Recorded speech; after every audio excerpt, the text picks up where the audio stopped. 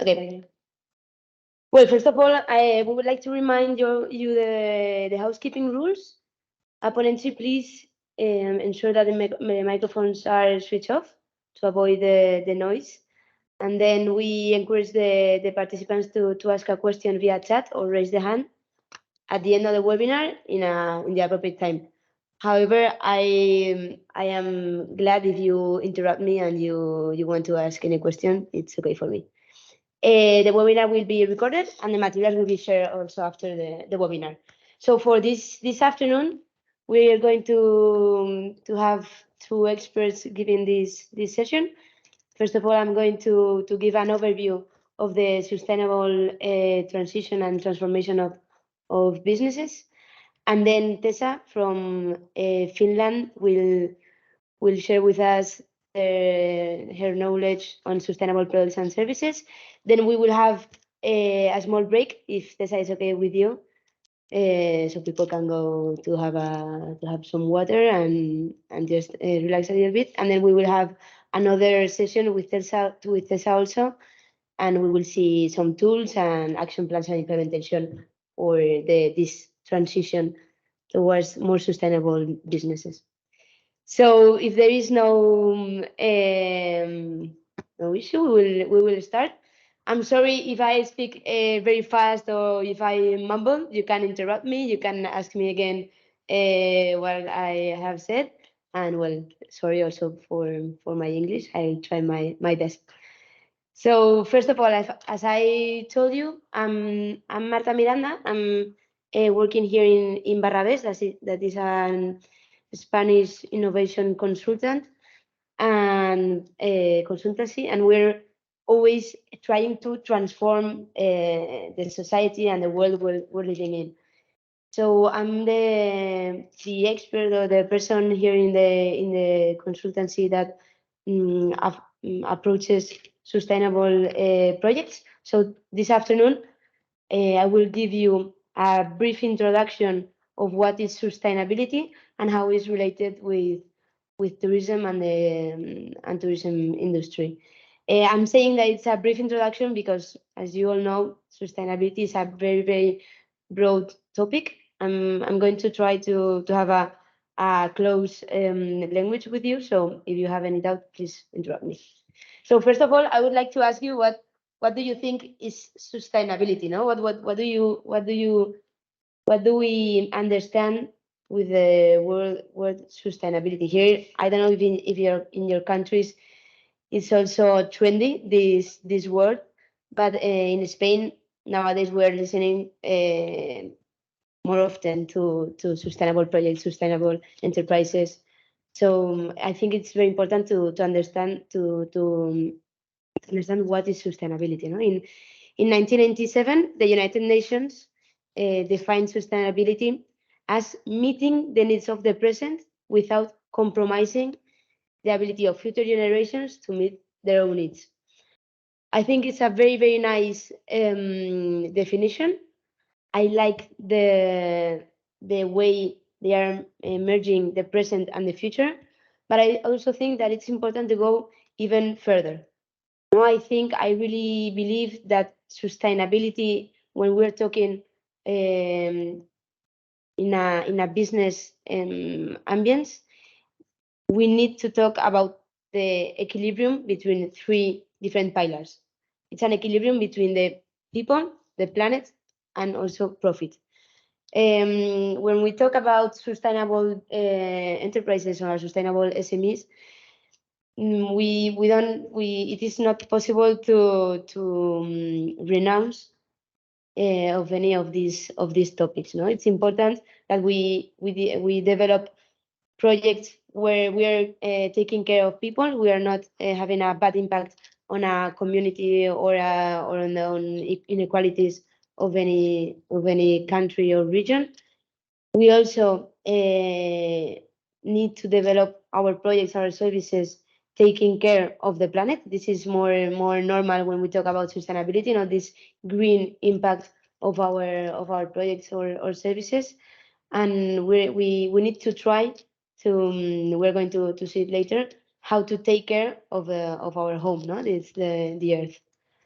But it's also important to understand that we don't need to renounce on a profitable project, on a profitable enterprise when we want to be sustainable. No, we have to take care of people, of the planet, but also we need to be profitable in order to give employment, in order to be also efficient with our enterprise. So since this is very hard to to fulfill, I believe that we have one of the greatest challenges of humanity, that is facing how to improve human well-being by eradicating poverty and hunger and ensuring the employment and economic development without degrading the natural ecosystem that the global economy and society depends upon. It's a very difficult equilibrium, continue growing without damaging our surroundings. So as I told you, we come from an consultancy that it's always talking about innovation. No? I like this graph a lot. That is talking. It shows the timeline of innovation since the past three centuries. And so you can see that since the steam engine, the railways, the telephones, those are radical innovations that change the humanity, that change how the people are related.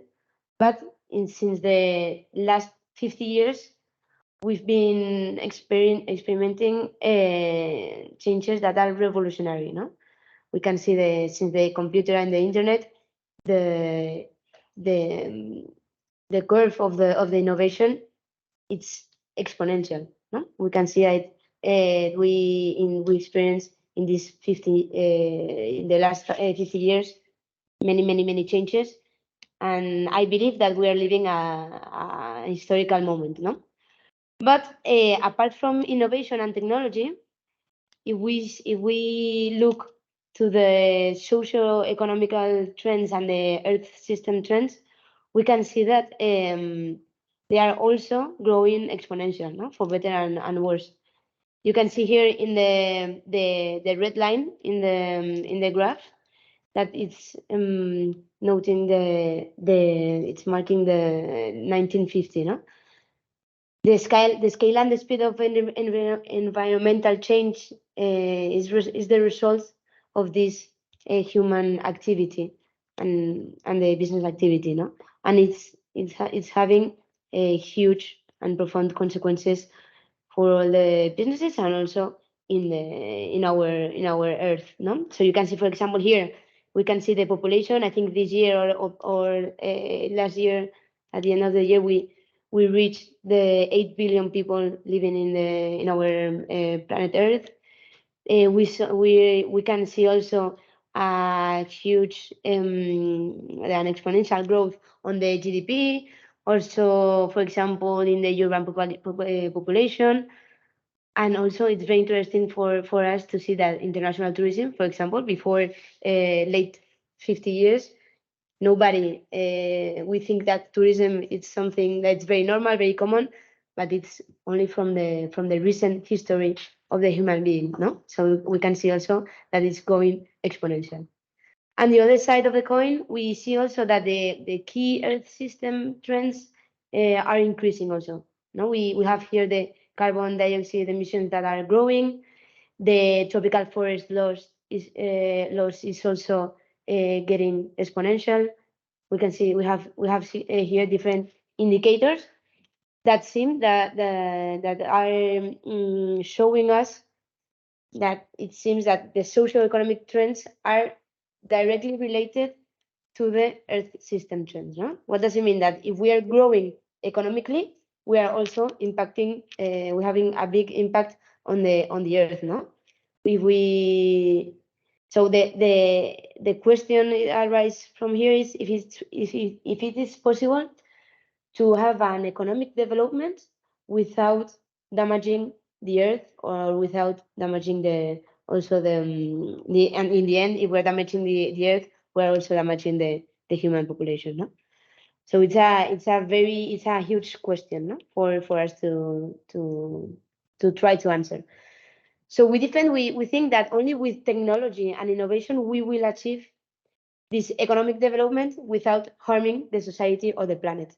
No, I think that we have to reinvent ourselves. We have to reinvent the way we are consuming, the way we are producing, since the system we've been using until now is not working. No, because we're improving our economic or our well-being as humans, but we're damaging our home that is the earth. No, so how can we do it without? How can we grow without damaging the system?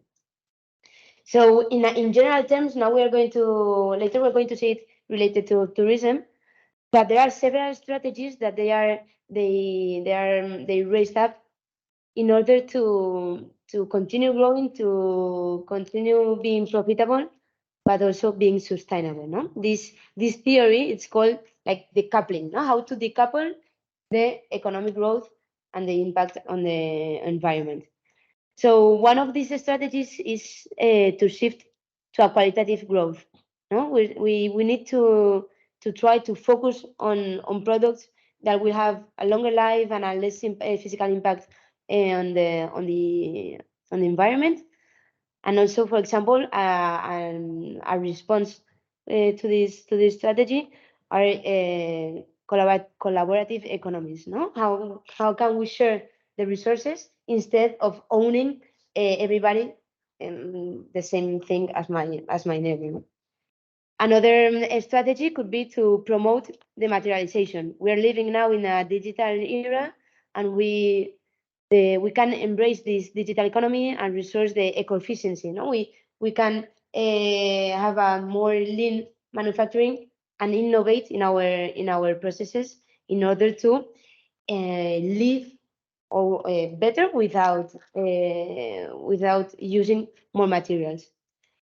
The third strategy that could be used to decouple this economic development and the environmental impact is to adopt circular economic process. What does it mean to be circular? Is to promote, to foster these flows that are cradle to cradle, no? That we can reuse these materials, this energy that we've been using in several processes to use or to use those products. And the fourth strategy that I think that is very interesting is to accelerate regenerative growth. What does it mean? Is to encourage activities that reduce the impacts, such as this economic restoration, for example, or climate positive products. No, we were talking last webinar on carbon absorption, no, from different products. For example, with the growing of forests or different activities that enable not only to stay neutral and not having more impact on the environment, but also to be regenerative. No, not only sustainable, but also regenerate those impacts, the damage that we caused in the past. So well, that was the introduction of what is sustainability related to many industries and to the economic system as a whole. No, so we are going to zoom into the tourism industry, and we're going to talk on how to make business models more sustainable. If you're not interrupting me, I think everything is okay. You're awake, so let's continue. First of all, what does it mean sustainable tourism? No, we have, as you all know, we have the World Tourism Organization, and this organization, they define sustainable tourism as I'm going to read it, is envisaged as leading to management of all resources in such a way that economic, social, and aesthetic needs can be fulfilled while maintaining cultural integrity, essential ecological processes, biological diversity, and life support systems. No, so it's the same kind of definition as we were seeing at the beginning of this presentation. It's a part of equilibrium. We can still fulfill these needs, to make the most of our tourism activities, but without damaging the diversity and the social surrounding. So what we're going to do now is to have a look on the three pillars that I talked to you before: the planet, the people, and the profit, but related to tourism. We're going to see how the tourism industry has impact on the economy, has impact on the society, and has impact also on the environment. And we're going to see several strategies in order to diminish this impact. So first of all, we're going to talk about profit, about how about what economic aspects are related to tourism, and why is important tourism for our society. No? To see if it's how important is tourism for our economies. So first of all, here you can see the data that the World Travel Tourism Council gave to us this year, because this council presents every year a report showing the economic impact of tourism. As we all know, the COVID-19 pandemic had a significant impact on the global travel and tourism industry. You can see here, for example, that we had a loss of 62 million jobs, and nearly 5 trillion US dollars were lost in 2020 because of the pandemic. You're more experts than myself in tourism, and you know that the small and medium enterprises were particularly affected, and also the minorities, no? And for example, young people and women were tremendously affected by this pandemic. However, we are very optimistic because, as you can see, the 2022 annual research by this council indicates that the sector is starting to recover, and we experiment an increase of 1 trillion of in the GDP concerning contributing to tourism. So I think we can be optimistic, because despite the challenges faced by the industry, the future outlook is positive, and the sector is expected to contribute significantly to the socio-economic development, to the job creation, and also the poverty reduction. So we can see also here the economic impact timeline between the first the first part of the century. Looking deeper into this economic timeline, we can observe that prior to the COVID-19 pandemic, we had the growth rate of the global travel and tourism sector outpaced the growth for 9 consecutive years. No? As you can see, it's an exponential growth. Then we had a devastating fall of 50 points, 50% of decrease, no, in the economy. But then recovered these years, no, the last years. I would like to. When I see this graph, the first thing that comes to my mind is that here we've been resilient, no? That this recovery from the pandemic, it demonstrates that the human being and the tourism sector is very resilient. Not we have a V recovery, and we're on the way, no, to recover. I think it's nice also to see that the tourism it's broadly important, no, in the across the whole globe.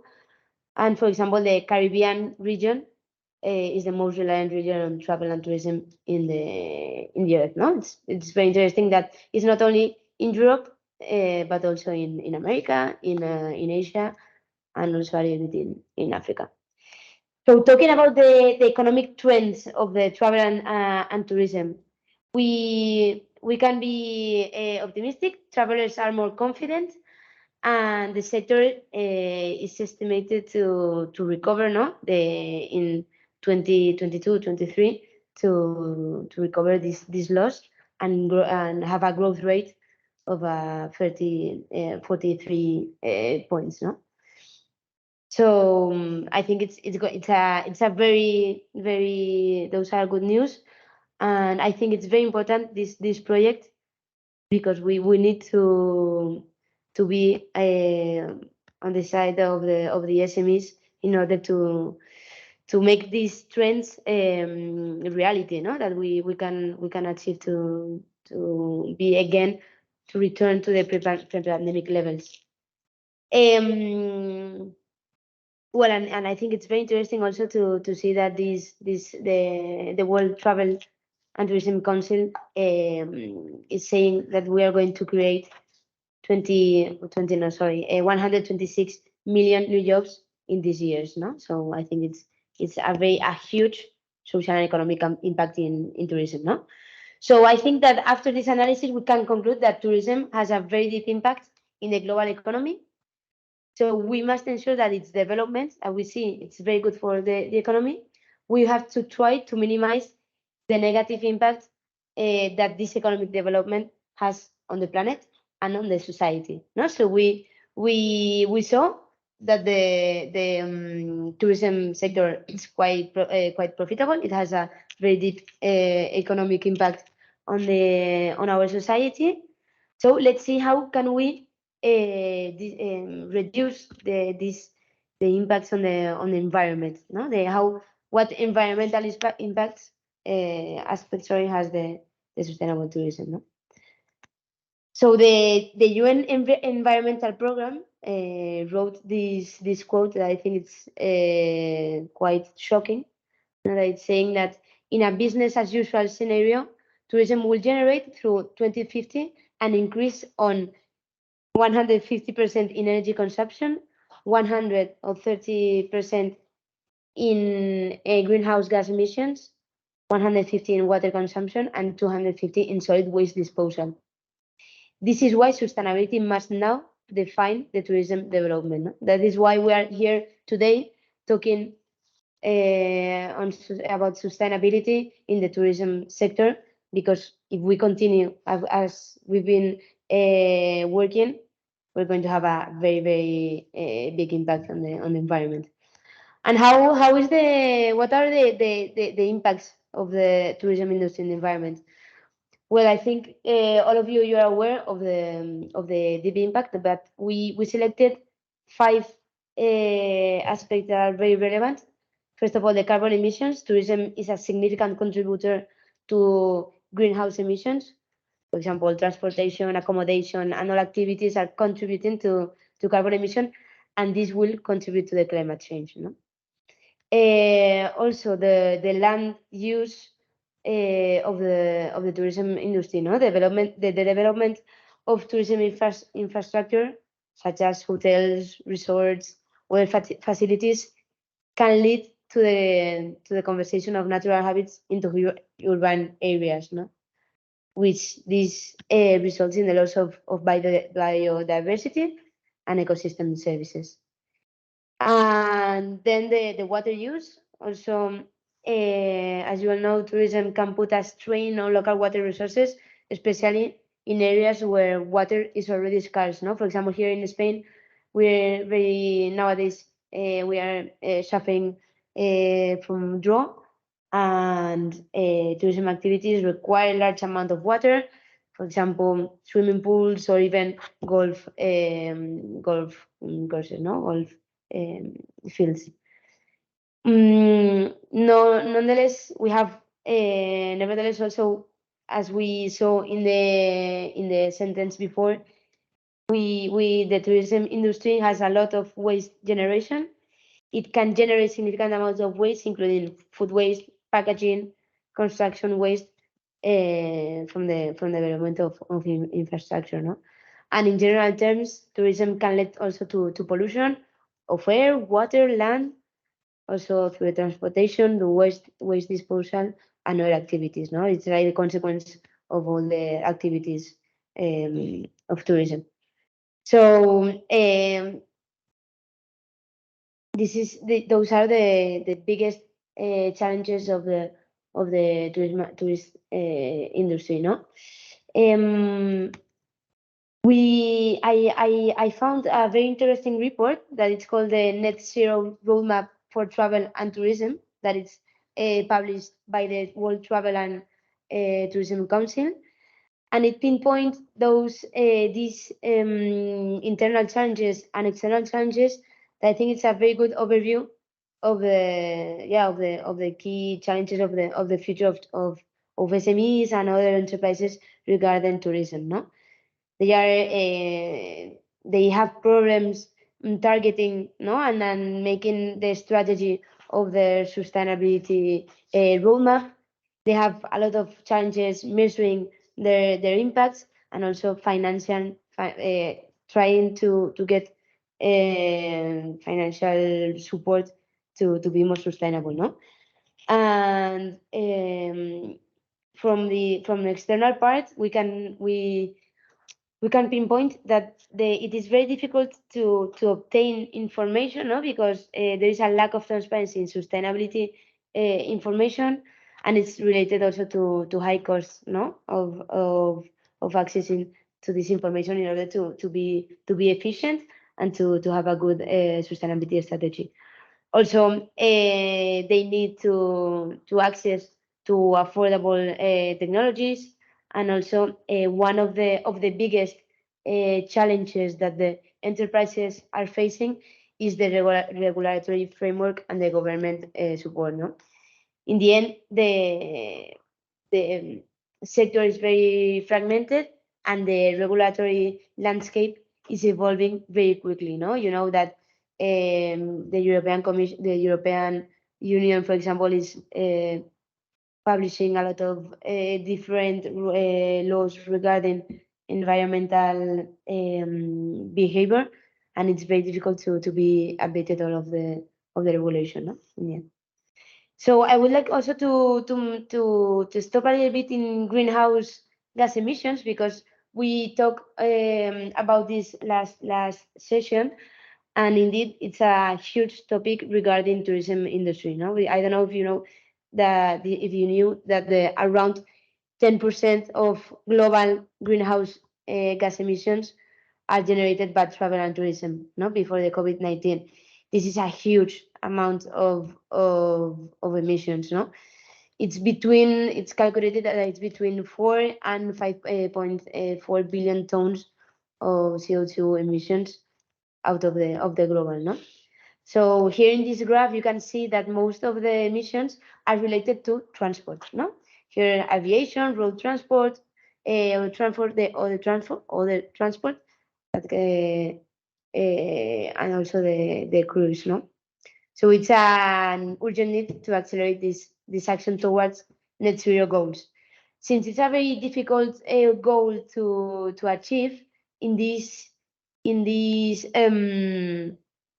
report, they draw a roadmap on how to reach the decarbonization, and this framework aims to serve all the travel and tourism companies, regardless the specific industry background. No, I think it's very interesting to see, no, the 4 steps that it encompasses, no, 4 main actions, each containing the most relevant topics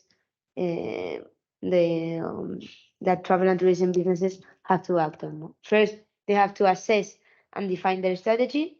They have to build and enable the structure to assess this roadmap. Then a very important part is to once we measure our emissions, then we can do a roadmap to reduce our emissions. The ones we were not able to reduce, we can compensate them, and then the end of this roadmap will end with the monitoring and reporting of the decarbonization. No, I recommend to you this report, but because it's very interesting, and and he has a deep understanding of this big challenge that is the decarbonization. Well, and to conclude, with the social aspect and environmental aspects, I tried to draw some improvement challenges, not only for the tourism industry, but for all the industries. No, there is a challenge on becoming more efficient. That is what we said, no, achieving more or the same with less resources. There are different strategies. For example, making more durable products, to be also working on longevity. That is to increase the life of the product, to look for dematerialization, to be more effective, and also not only to be efficient on what we've been producing, but also we can substitute some materials that have been that are very harmful for the environment, and also what we were saying, to mitigate the impact we've been having to the environment. No? What is mitigation? Is to prevent or lessen adverse impacts through actions that reduce hazard, exposure, and vulnerability. No? Those are the challenges that I think that structure the environmental challenges of the different industries. So we're going to get into the last pillar of a sustainable business model, that is the social aspect, no? And we're going to continue focusing on tourism. Tourism has big impacts also in society. It can be very useful, but also it can be very harmful, no? on the surrounding. First of all, employment. It's a huge topic, because since tourism generates jobs in various industries such as hospitality, transportation, and entertainment, it also provides opportunities for individuals who may not have access to formal education or job training, such as minorities, young people, women. However, there is a challenge here, because the jobs created by tourism are often low paying and seasonal, no, which can lead to economic instability for workers.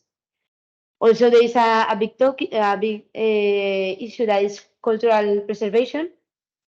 Tourism, as you all know, can play a role in preserving and celebrating local cultures and traditions. For example, by providing opportunities for cultural exchange and education, tourism can promote understanding and appreciation for diverse cultures. No, it's a very good opportunity for the communities. However, this is also a risk for cultural exploitation. No, you all know some cultural buildings or places that are really exploited, and local traditions and customs can be reduced to a tourist attraction for profit. No, so we need to protect this heritage. On third place, the community development. It's also a very broad topic, since tourism can contribute to the development of the local communities by providing infrastructure. For example, we can talk about roads, we can talk about education, even healthcare, and it can be also stimulating for the growth of small businesses and industries in the community. No, with tourism, we can promote the economic development of the community we're placed. However, also we can have an externality, is that the influx of tourists can also lead to overcrowding, and can have a negative impact on local residents. I think this is very related also with community development and cultural heritage, but it's very important when we develop a touristic activity to preserve social harmony. Now, tourism can foster positive relationships and understanding between tourists and local residents. However, as you all know, it can also lead to tension and conflict, particularly in areas where tourists may not respect the local customs or traditions. Everything it's very related, but it's important to differentiate in order to address these challenges with different actions. And at last but not least, visitor satisfaction. No, it's not only the employees or the communities, but also the clients of these activities have a social impact. No, it's important that the visitor experience is a good experience, giving also a good structure of health and safety service, that they get also stimulate with these activities. No, so however, tourism social impact is it's very complex, no, and it depends on various factors. For example, the type of tourism, the level of the community engagement, and also the regulatory framework of the place. So I think that to ensure a positive social impact, it is essential to prioritize local community needs and to ensure sustainable and responsible tourism practices. No, it's important that we stop and we see and we watch and we detect the impact we can have with our activities. And well, to finish, I pinpoint also here the what are the challenges of tourism of different industries regarding social aspects. I think it's important to enhance the economic and social development. For example, it is important to think on how we design our products, our activities, in order to give an inclusive design. That this word that we're using a lot, that is accessibility for people with disabilities or for people with different needs in different communities. We need also to foster social cohesion, that is the ties between individuals, the communities, and the institutions, that creates a sense of belonging. No, it's not only going and create an activity or a tourist project without taking into account all the stakeholders of the society. No, I think also that tourism has a very has a lot to do on poverty alleviation, since we are normally going to different parts or rural parts or underdeveloped countries where we can help with our activities to alleviate poverty, no? And also reduce inequalities. So this was the thumb to how tourism industry is related with these three pillars of sustainability, no? That we've been talking about economic aspects, the environmental aspect, and also the social aspects of tourism industry. However, I would like to go even further. We said at the beginning of the session that we didn't want to stay with a narrow definition of sustainability, so we went deep into these three pillars. And then I would like to share with you a topic that it's very, I don't know, it's I would say I identify myself with this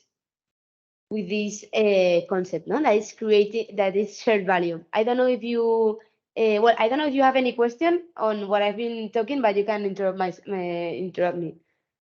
However, we will also have some minutes in the end to discuss.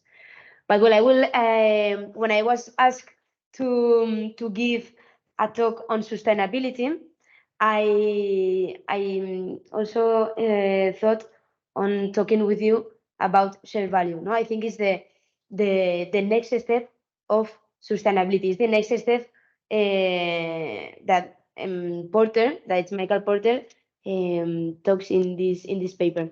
I don't know if you've heard about it, but it argues, no, that it's that focusing on mitigating negative social and environmental impacts is not sufficient to address the complex society issues that companies face today. No? So Michael Porter said that instead, it proposes that companies should focus on creating shared value, which means generating economic value while also creating societal value by addressing societal needs and challenges to the core business activities. Now is to put the core value of the businesses, having a shared value proposition, no? To create a value for the stakeholders. This approach is not only more effective addressing social and environmental issues, but also it creates more sustainable long-term businesses success. No, so it's a very simple concept, but I would like to illustrate this concept with a it's called the value mapping tool from Cambridge University that I like very much, and I encourage you to use it with your own businesses, with your own activities. It's a very easy activity. It's like a workshop, let's say, in order to understand and to put in practice Porter's insights in your with your activities, no, with your businesses, is analyzing the value that our business is creating for the different stakeholders. No, we are not talking anymore with the shareholders, but with stakeholders. So it's I'm going to take 5 minutes to explain this tool, but because it's very interesting for, as I said, for analyzing the impacts of all your products and services, no? And it can be applied also for SMEs that are related to the tourism industry.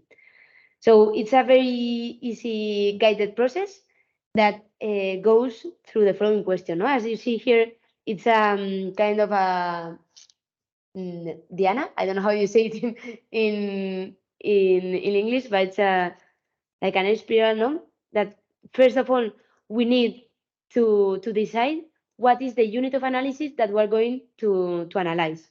No, for example, I don't know, the bird watching in Extremadura, or the dark sky activities that we're launching in Finland. No, we're going to analyze this service, this product, this activity. The second step is that we're going to decide which stakeholders are we going to analyze, no? With who are we related. Here in this image, you can see. Well, I'm going to use the. No, you can see it now.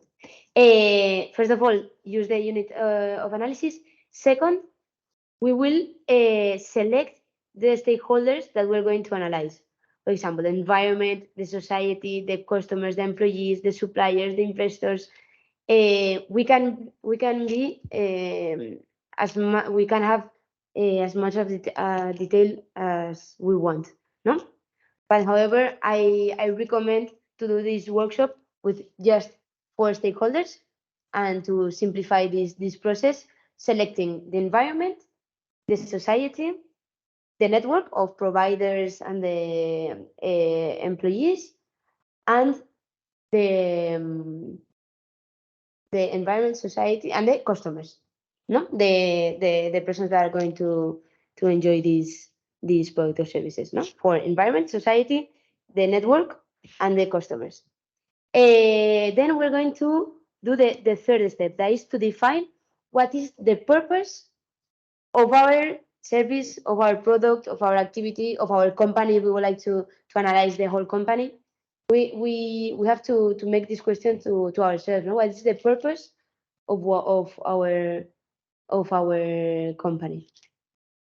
And then we will start to fulfill these circles from the first circle that is in from in to out, no? The circles.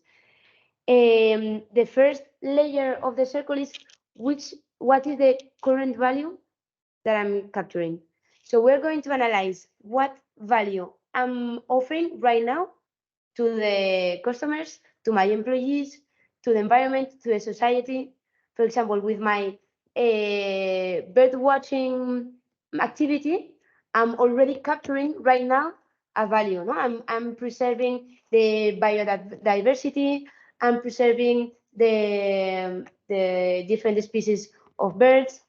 For regarding employees, I'm creating good quality jobs, whatever. No, what is the current value that I'm capturing right now?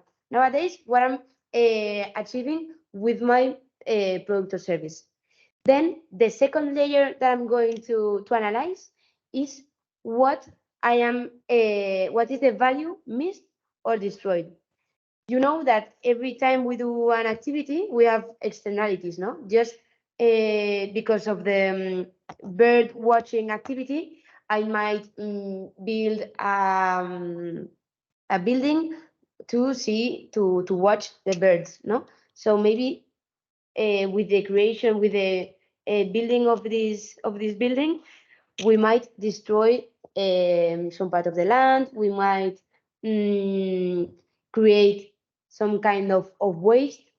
So let's see, let identify which value I am destroying or missing regarding the environment, the society, the employees. For example, maybe I might be missing the capacities or the skills of some employees because I know that I have an employee that talks perfectly Chinese, but I'm not making the most of that skill. No, so I'm missing this value of my employees. No, so we're going. The second layer is what is the value we're missing in our company.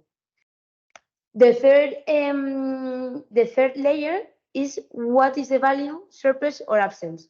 What does it mean? What is the surplus of our activity that we are not making the most of it? No, that maybe we, for example, if I don't know, maybe with the dark lights in Finland, we're watching dark lights only during the weekend, and we're not making the most of the dark lights from Monday till Wednesday. So it's a value that we have that we are not, that is a surplus, and we are not making the most of it. No, so we're missing it also.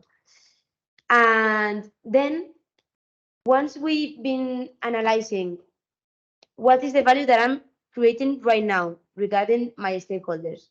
What is the value that I'm destroying? What are the impacts, the negative impacts that I'm having on the environment, on the society? And once we've been pinpointing also that value surplus that we are not making the most of it, we are encouraged to do a brainstorming of new value opportunities for our stakeholders in order to create a shared value proposition to all the stakeholders. No, maybe we've identified that we have a surplus of this kind of waste that we are not using it. So let's put it again on the process to make the most of it. And we say, for example, last week I have a meeting with an enterprise that were creating, I don't know how to say, the parks, urban parks for children. No, for example, I don't know how to say it. Columpios? No. Well, and for example, they were missing the energy that were created with the movement of the different activities that we're creating. No? For example, they say, okay, how can we capture the energy we are creating with the movement to generate more value for with our product or service? Now here, for example, I have an example of LED lights that did this exercise. No, so as I told you, they simplified a lot the circles, the stakeholders, sorry, and they have four stakeholders: the environment, the society, the network actors, and the customers. If you do this workshop with your environment, with your stakeholders, I encourage you to have one person that one or two person that represents customers, one person that represents the suppliers, the partners, the investors, another person that represents the society, another person that represents the environment. This is like role playing, but we will it will help us to create the a big shared value with our proposition, our proposal of our tourist activities. No, it's not only to diminish the to decrease the negative impacts in the environment and the society, but also to create a huge share value for our stakeholders.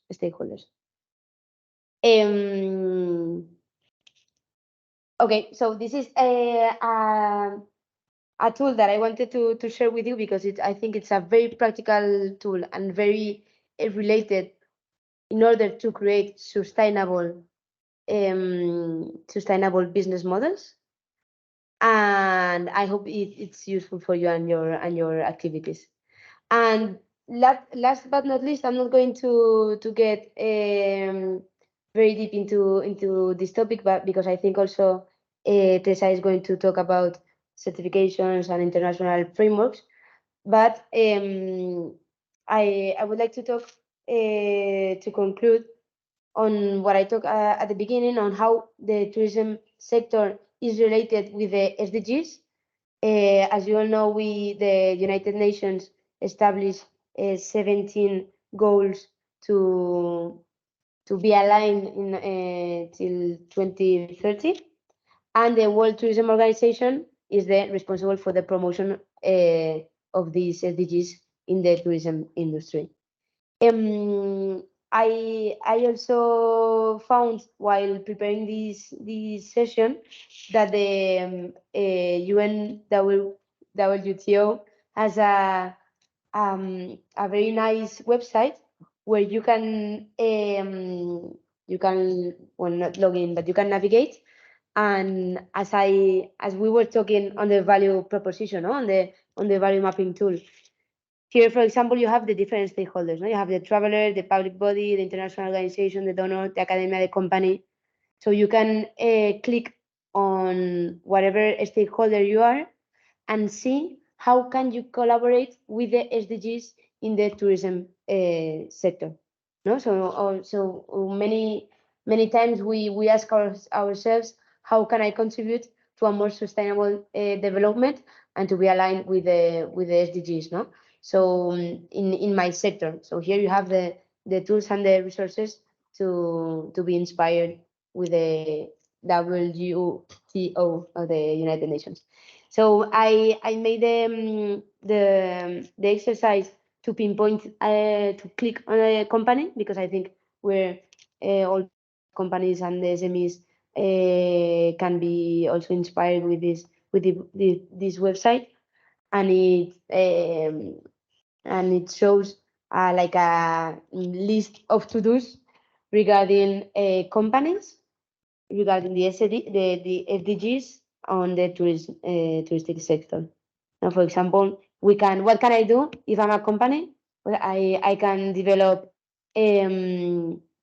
tourism products and services tailored for customers with lower income to ensure that everyone can become a tourist. I think those are very good ideas and very good first steps in order to approach these sustainable goals. And well, I had also a bit of information of sustainability certifications, but I know that Tessa is going to talk about this, so I'm not going to talk about anything of this. So I finish here my intervention. So you have any question, any recommendation, anyone wants to share how was this travel, no, this trip through the transition towards a more sustainable business model. I'll be happy to hear also. Thank you very much.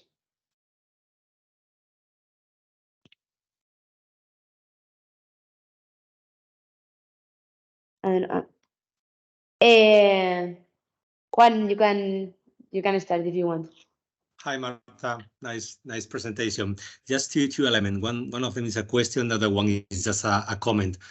As for the comment, I would like to say that's very helpful. The element that you just shared with us about the 2030 agenda, which apart from the labels that the enterprises may be up to, or any other initiatives relating some of the aspects to the 2030 agenda, I think it's very helpful because especially it's really well known, not only for the institutions but also for the travelers or tourists.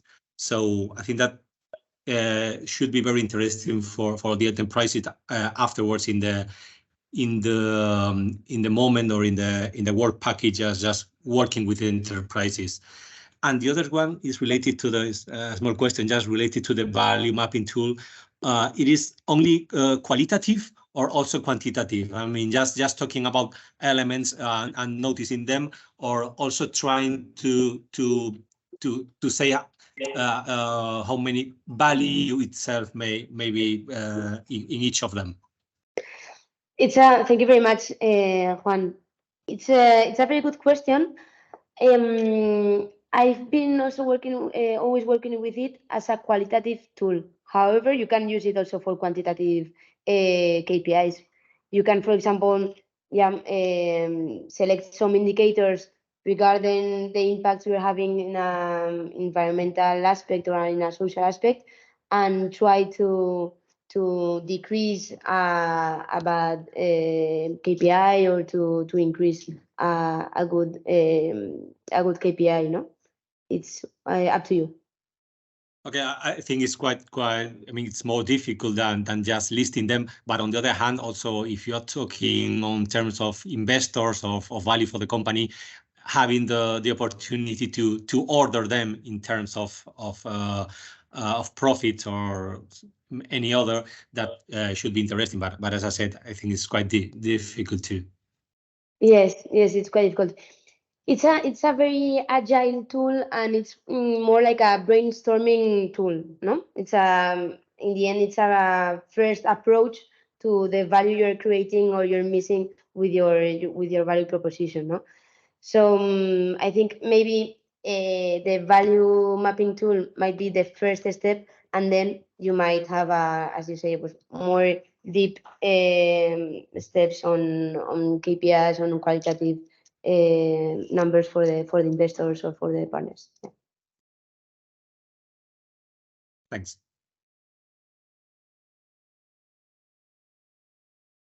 Thank you very much.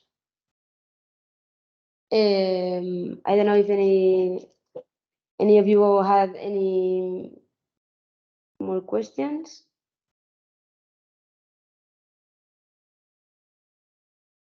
Perfect. So I think we're going to continue with the session, and Tessa is going to share with you their perspectives, their experience on this sustainable transition. And I don't know if Tessa, do you want me to share the presentation, or you're going to share it?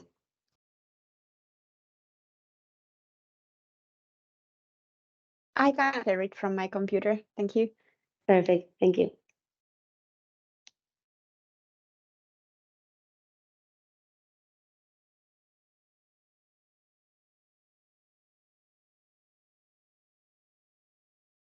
Okay, hello everyone.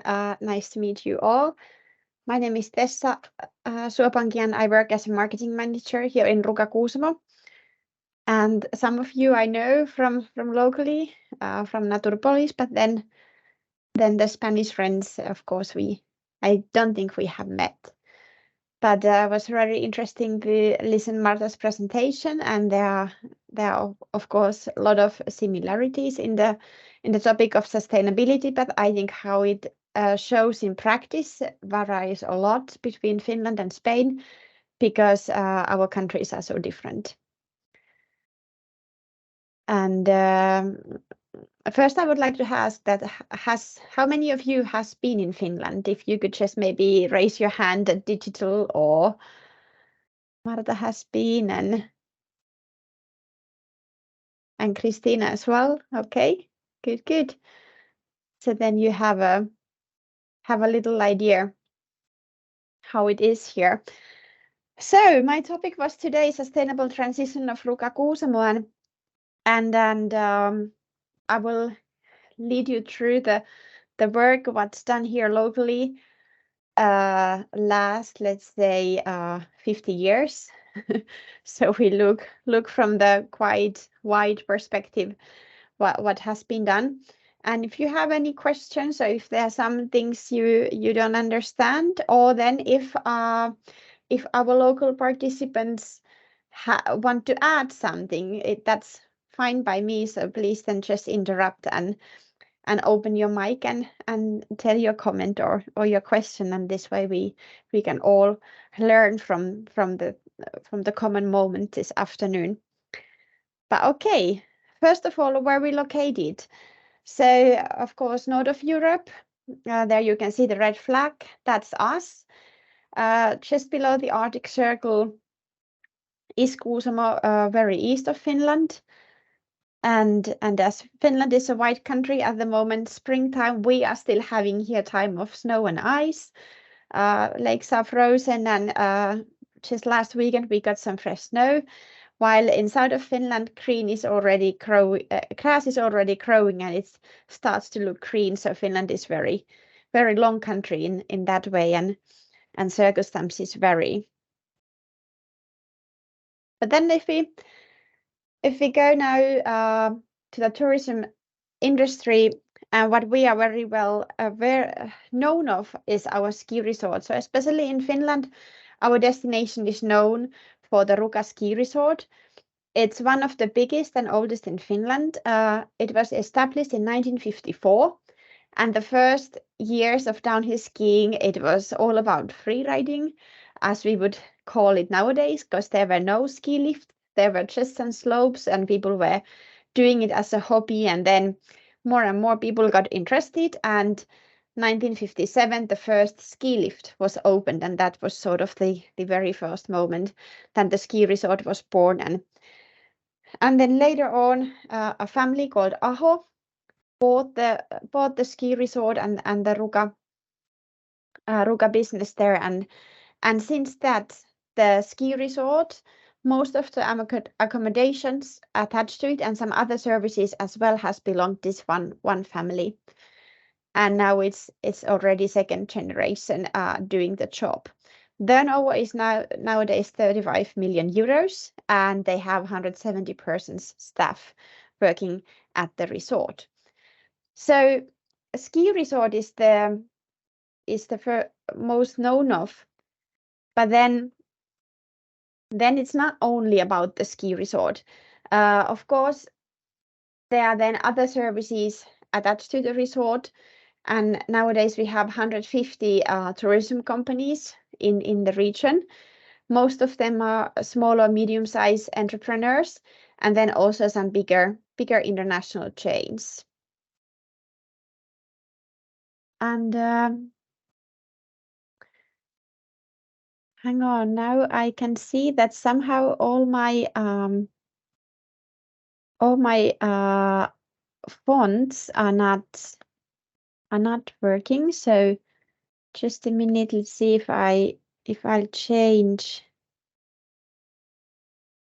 Funny. I stop sharing and I start again. Maybe it then works better. Just a minute. Okay, Tessa, maybe it's better. Yeah. Let's make it that way, that I will share the full screen. Okay. So now it it works. Okay, and Ruka Ski Resort, it has been a carbon neutral ski resort since 2018. So already some 10 years ago, the ski resort got interested of climate change. And of course, as climate is getting warmer, it's also a risk for snow sports and snow-related lifestyle. And they wanted to ensure that also future generation can enjoy this beautiful way of having holiday and free time.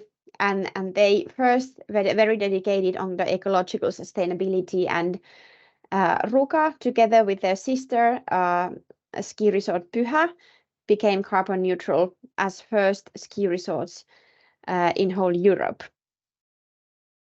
And they've done a lot in this topic. And let's see, now technique is somehow not on my side. Okay, so here is in a conclusion just that give you an idea how the ski resort is. So we have 39 slopes, which 33 of them are illuminated, and that's because in Finland we have a time in winter called polar night. That means the days are very short. We only have 2 to 4 hours daylight. And to be able to run business like a ski resort, you need to put lights on the slope so that people can see when they go skiing.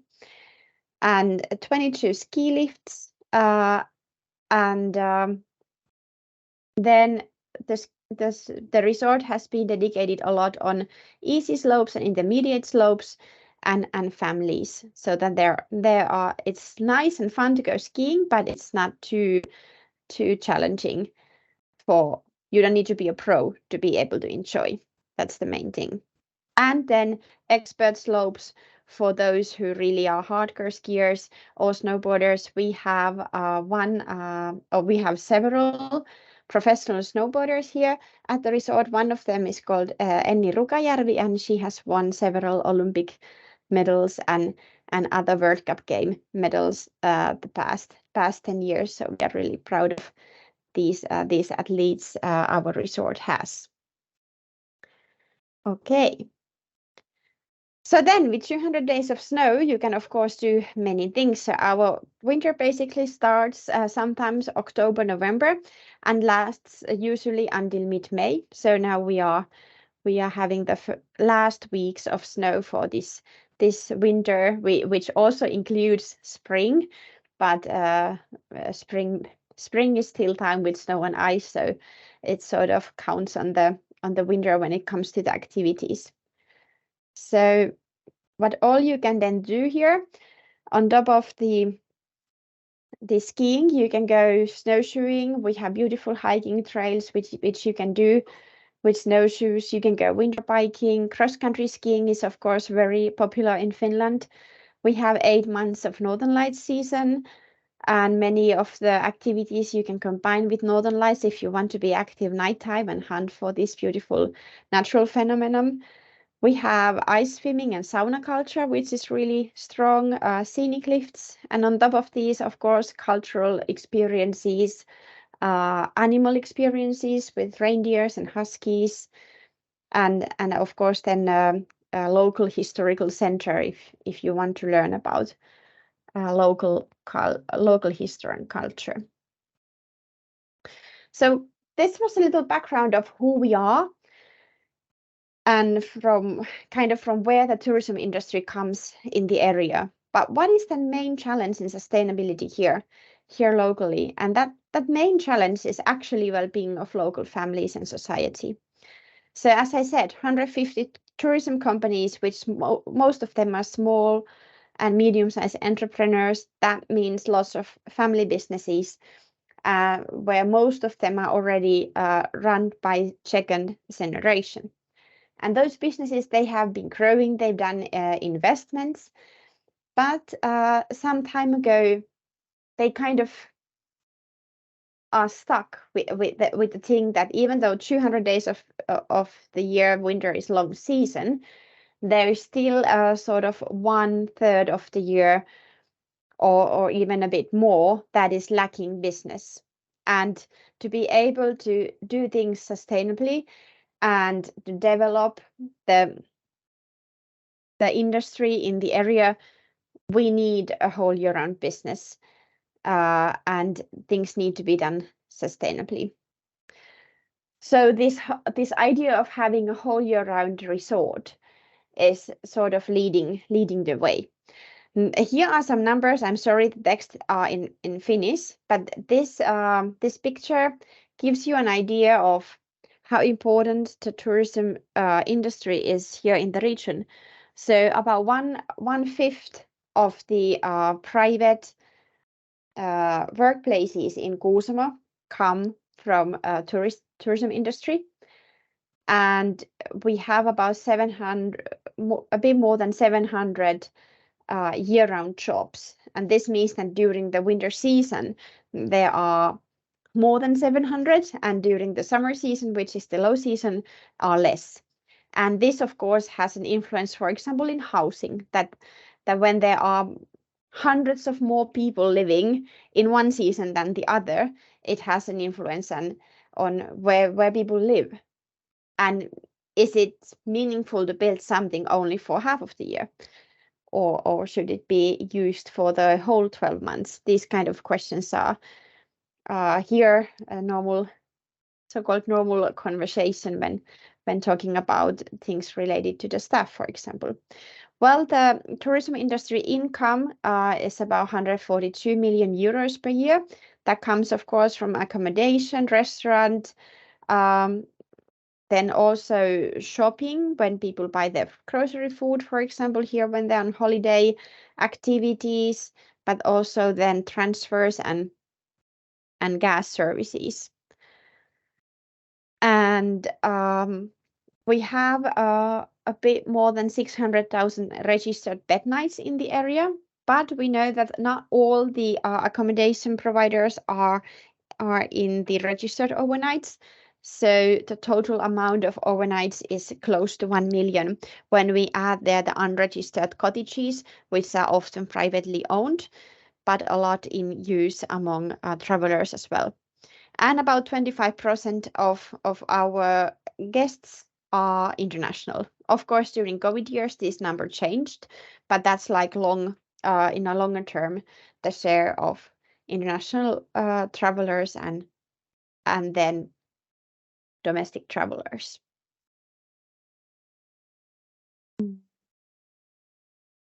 And here is our picture of our strategy. And I told you that the main challenge was the well-being of the local families, where sort of the summer is the solution to get year-round business. And at the same time, our vision is to be the most beloved destination in Finland, travel destination in Finland. And who is our main target group are then families. We want to be destination for the whole family, and offer interesting services and nature experiences for different target groups in this family sector. And these nature experiences lead us to this point that we have a beautiful nature around us, and it's very critical that we take good care of it.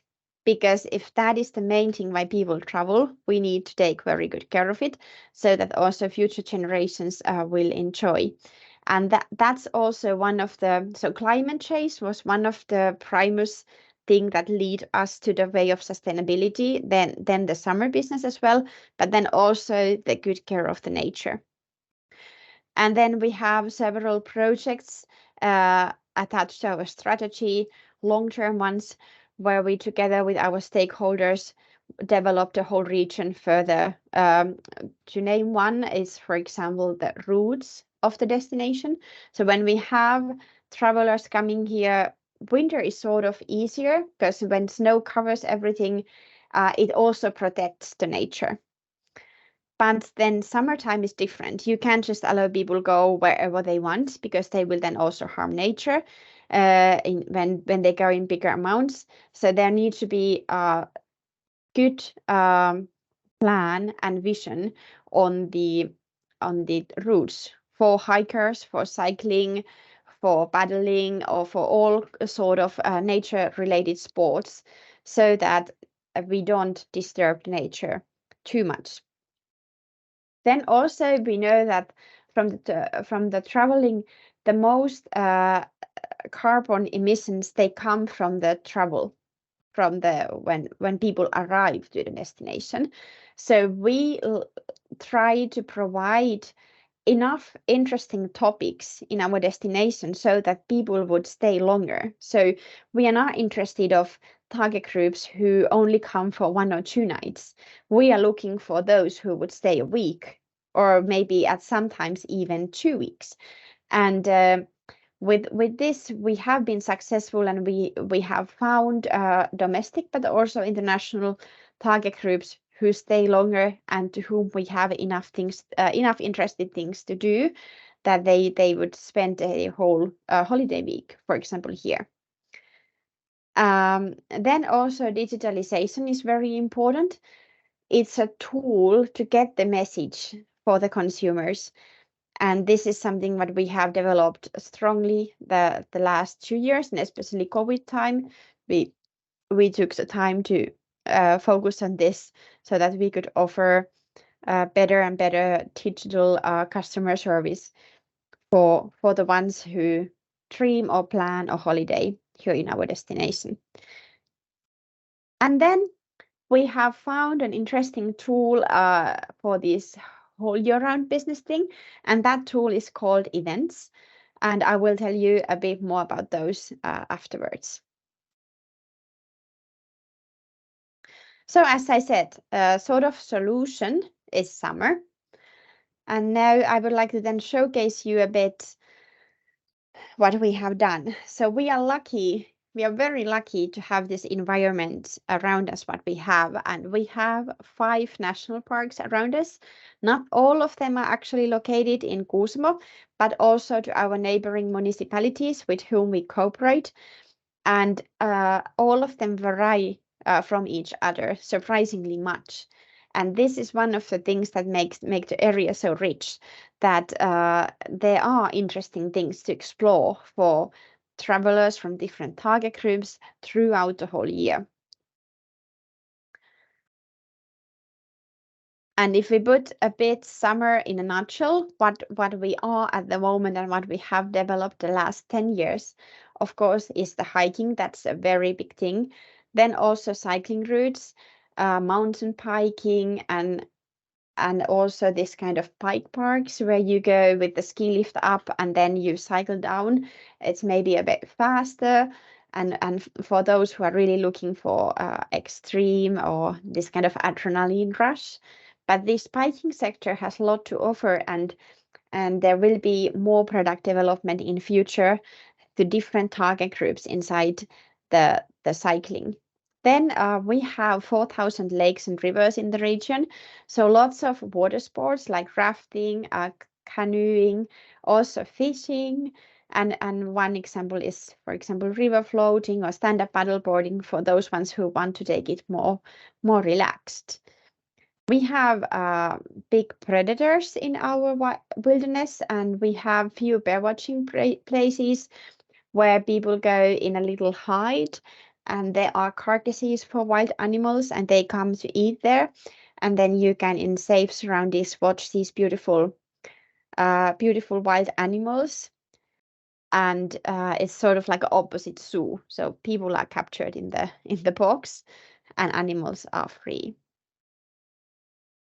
Then, of course, speciality in summer are the midnight sun, so 24-hour daylight make things unique here in the north, and the cultural things remain the same, or the cultural aspects are the same summer and winter. We have the sauna programs, we have the local cultural related programs, and also you can meet the reindeers and for example huskies in summertime as well. So then what have we done in practice? So Ruka Ski Resort has taken the lead really in this topic of, especially of the ecological sustainability. And as they are also the biggest company in the area in tourism sector, they've been the role model for the smaller ones. And this is, from our experience, very important that the biggest companies in the region, they need to dedicate on the sustainable development, because they also create the biggest impact in the destination, as they kind of own most of the clients who travel.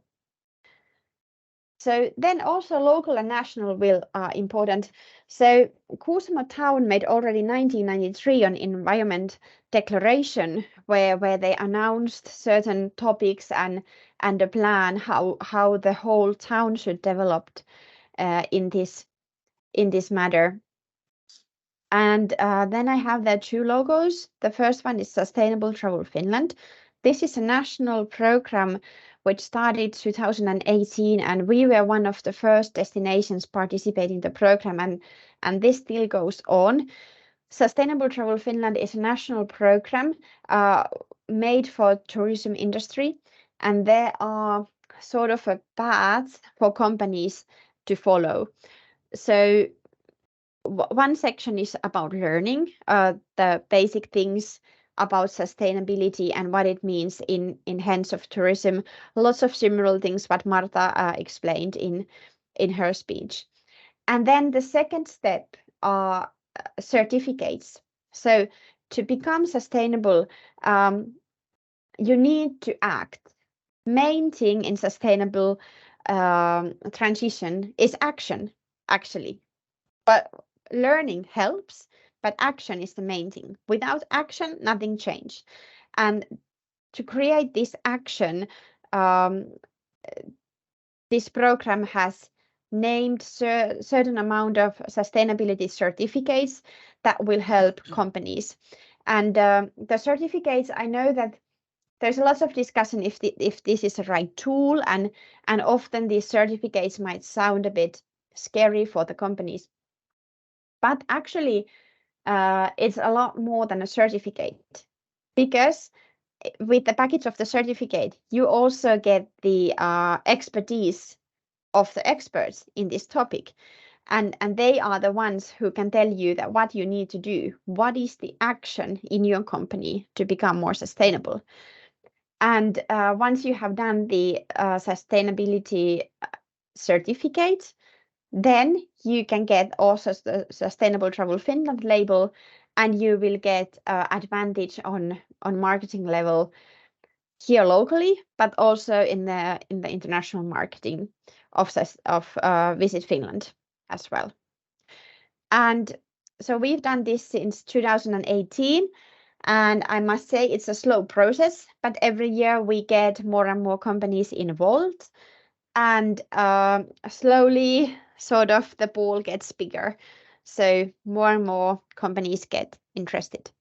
And then last year, we, as many other destinations as well in Finland, participated the Glasgow Declaration, which is then, of course, an international will in this topic. And this is a rather new thing.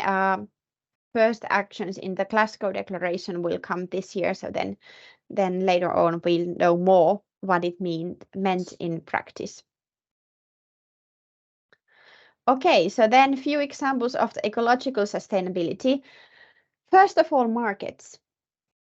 Before we started to do this, so before 2018, we were looking a lot towards Asia, for example. But then when we started to really focus on this sustainability, we sort of decided, or not even sort of, we decided that we cannot look so far to get travelers here if we have potential closer. So we looked, of course, Finland, because domestic market is the most important one for us, but also towards Europe. And we pointed out important source markets from Europe where we can grow, and we are still on that path. So, for example, Germany and Netherlands are one of our main markets, together with UK, and Spain is now also growing. So we really made the decision that we want clients to come closer and we want them to stay longer. And this is the decision what leads us when we in bigger picture choose, for example, target groups in marketing actions, or when we think about tour operator partners with whom we will work. Then town planning is also very important in the terms of ecologibility, and in this, Kuusamo city has been a really important partner for us, and the Ruka area, so the ski resort area, has a long-term plan made by a company called EcoSign, and in this plan, for example, the need of the car during the holiday has been very well taken care of. The kind of that how to plan, where to locate hotels, where to locate restaurants, from where will activities start, how can people get around, so that the need of private car would be small. And also on top of this, we have them developed local transportation. So, for example, ski bus to get people from their cottages to the slopes, or hiking pass to get them from the resort to the national parks to hike there, and this kind of very practical things, but which will then during the years have a bigger impact. So this town planning is very important. And then I cannot highlight in this ecological sustainability the use of expert too much, because I know that at least in Finland, many companies they don't really, or it's a bit, maybe it might feel hard for them to pay someone to come and tell what you should do. But because these green transition, these innovations, these are often things which you haven't learned, for example, when you were in the school, because things are changing so fast. When you were in the school, these kind of things were not maybe even discussed about. And then these experts, they have the latest knowledge, and often the solutions which are made are of course investments for the future, but then at the end you get big savings. For example, from the energy cost, or like the innovation that was developed at the ski resort is the storing snow. So they have been able to longer the ski season by storing snow. So instead of making snow with the snow canoes, which is actually using a lot of energy and water, they store the snow from last year. They just basically put it in a huge piles and cover it with a special blanket so that it stays during the summer. And then when the minus temperatures comes in next autumn, they take off the blanket and they spread the snow back. So all these kind of innovations can help you not only to save energy, to save costs, but also to find new ways of business. So then we have been able to develop a whole new season for the beginning of the winter for example, athletes and other target groups who are very into this skiing sport, because other destinations or ski resorts, for example, in Europe are not opened yet on October. So I would say that cooperation with the sustainability certificates and with the experts and keep your mind and heart open can open up a whole new business areas as well. Then, of course, food is important, and local food, and I'm sure that everywhere in the world there are ways to find interesting point of views for the local food. Spain is very good in this, so Finland hasn't always been so good, but this has developed a lot in the region. Now we have about 64 restaurants in the whole area, and restaurants use mainly pure and local ingredients. And this has then an influence on the supply chain.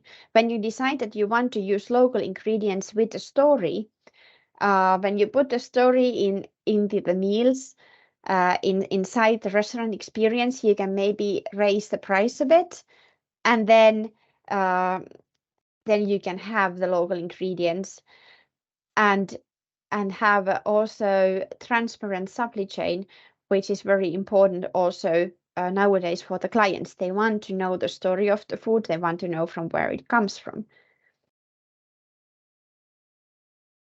And then about activities.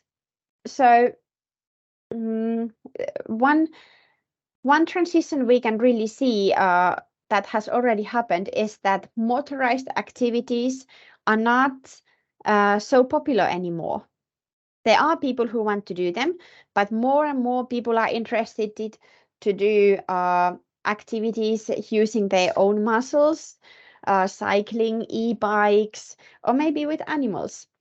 And then there is one example about the winter equipment.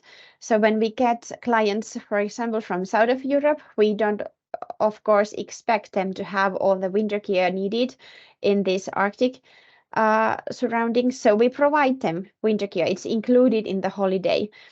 And this way they can travel with the less luggage. It's, of course, also less consumption then, and they don't need to buy anything what they would not use in their everyday life.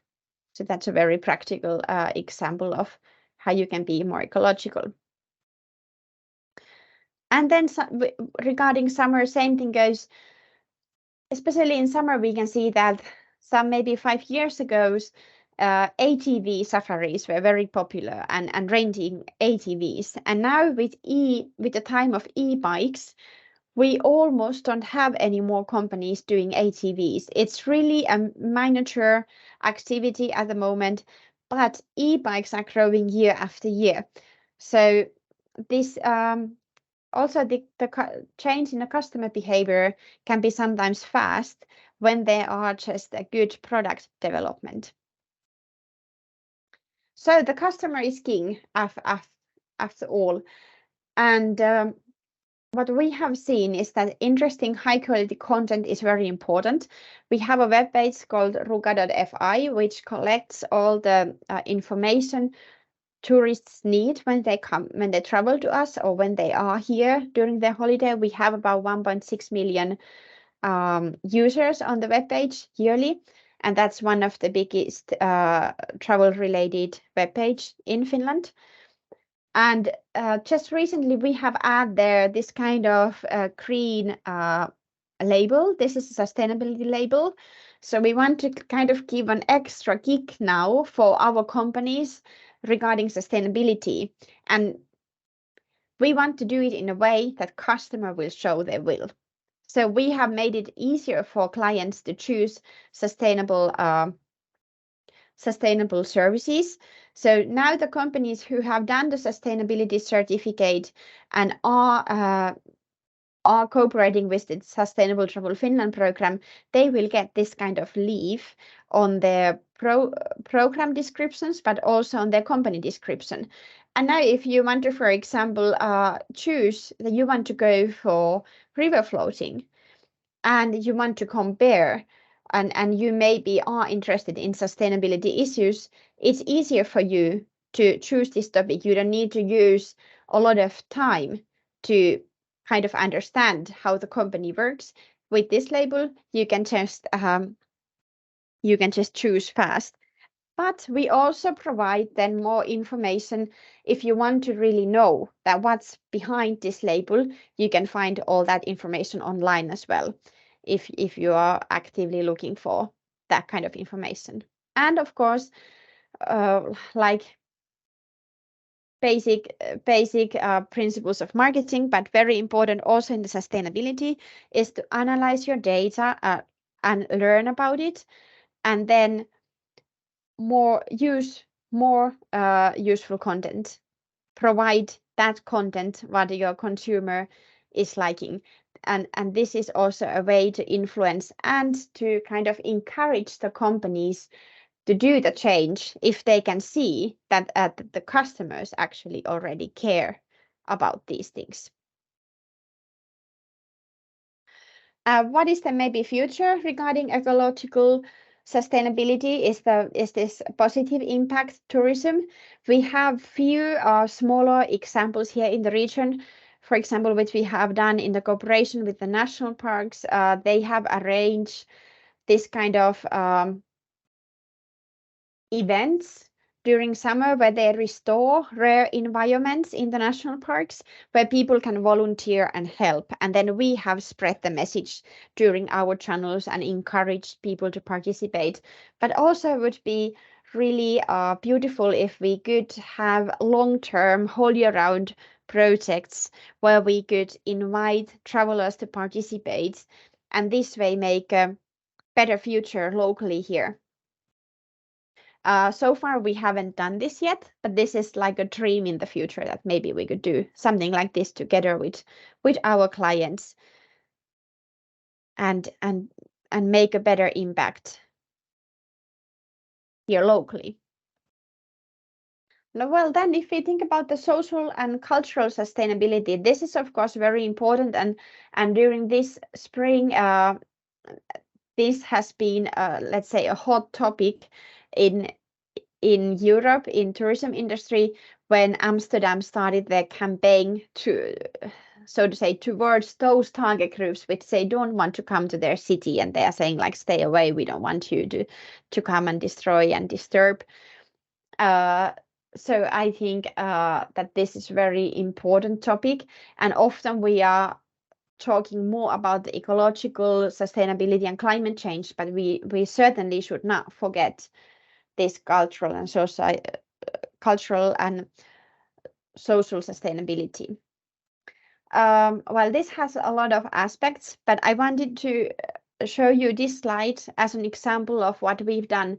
I told you before that we have found a tool to get business on those times of the year where there is not much natural request, and that tool are events. And how we have made the events, we are not taking events which are mainstream in whole Finland, but we have tried to find a special interest and niche target groups who have a bigger potential when you look national or throughout Europe, but which are locally very small. And these kind of target groups, what we have found are, for example, open water swimmers. We have a swimming marathon in Oulanka National Park for open water swimmers, and this event is every year sold out as people from around Europe gather in the beautiful surroundings of Oulanka National Park to swim longer distances. Not the target group you would think first, but it works. Of course, fishing, and then fishing has many aspects, but maybe also fishing camps for ladies. Also not the mainstream thing, but can provide one or two family businesses nice business throughout the summer.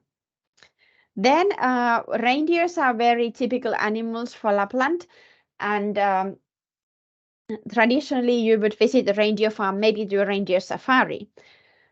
But what could you do with reindeers throughout the year, which would interest people who would otherwise not to go to the reindeer farm? And we invented a reindeer yoga in the region. So this is a yoga class held on the reindeer fence, outdoors on the reindeer fell. And if we had the situation before that, especially Finnish didn't want to visit a reindeer farm because they thought it's something for international clients. They were kind of bit of, we don't want to go there, we don't want to pay extra for something that's part of our country. But when you put a yoga there, it's kind of everyone wanted it suddenly, because yoga is so trendy sport, and then you can do it with reindeers. Boom, a success story. And when they go to the reindeer farm, they actually also at the same time learn a lot about this traditional livelihood. And those are the things from the reindeer herders what you don't learn in the school. So at the same time, the awareness of the local lifestyle and livelihoods get bigger. Then here is a picture. This is actually a ski lift hall where the chairlifts arrive in wintertime, but summertime they are empty and sort of useless if the lifts are not operating. So we've done music festivals in those halls. This is a picture of Solstice Festival, which is held during the midsummer in these halls, and there are different sort of musics played and modern art performed, and the artists, they come from different countries of Europe, but also, for example, in Japan, and so do also the people who travel. So also this is not the music you will hear from the radio, but again, a niche target group, good DJs, and people will travel. This is a picture of trail running. Trail running has become, especially during COVID years, quite popular in Finland. And usually you think to go running, you need a good weather. But we put it upside down. We are actually soon hosting this event again. It's held at the end of May each year, which is a time here that you never know actually what the weather is. You might have 30 centimeters of snow or 20 degrees warm and sunshine. And this is sort of challenge yourself in the springtime, that you don't know how the circumstances are, but you can come and have a good run. And the distances are from 13 kilometers up to 160. And we get 3,000 runners every year to challenge themselves in the national parks. And then I would highlight this one here, where ice hockey people are gathered. Ice hockey is a big thing in Finland, but it's often held as a professional sport or something what children and juniors will do. And we made an event for those who are ice hockey fans, but not athletes. And it's like called Pipolätkäturnaus in Finnish. I cannot translate it straight in English, but the meaning is funny ice hockey tournament for everyone who are not professionals. And we get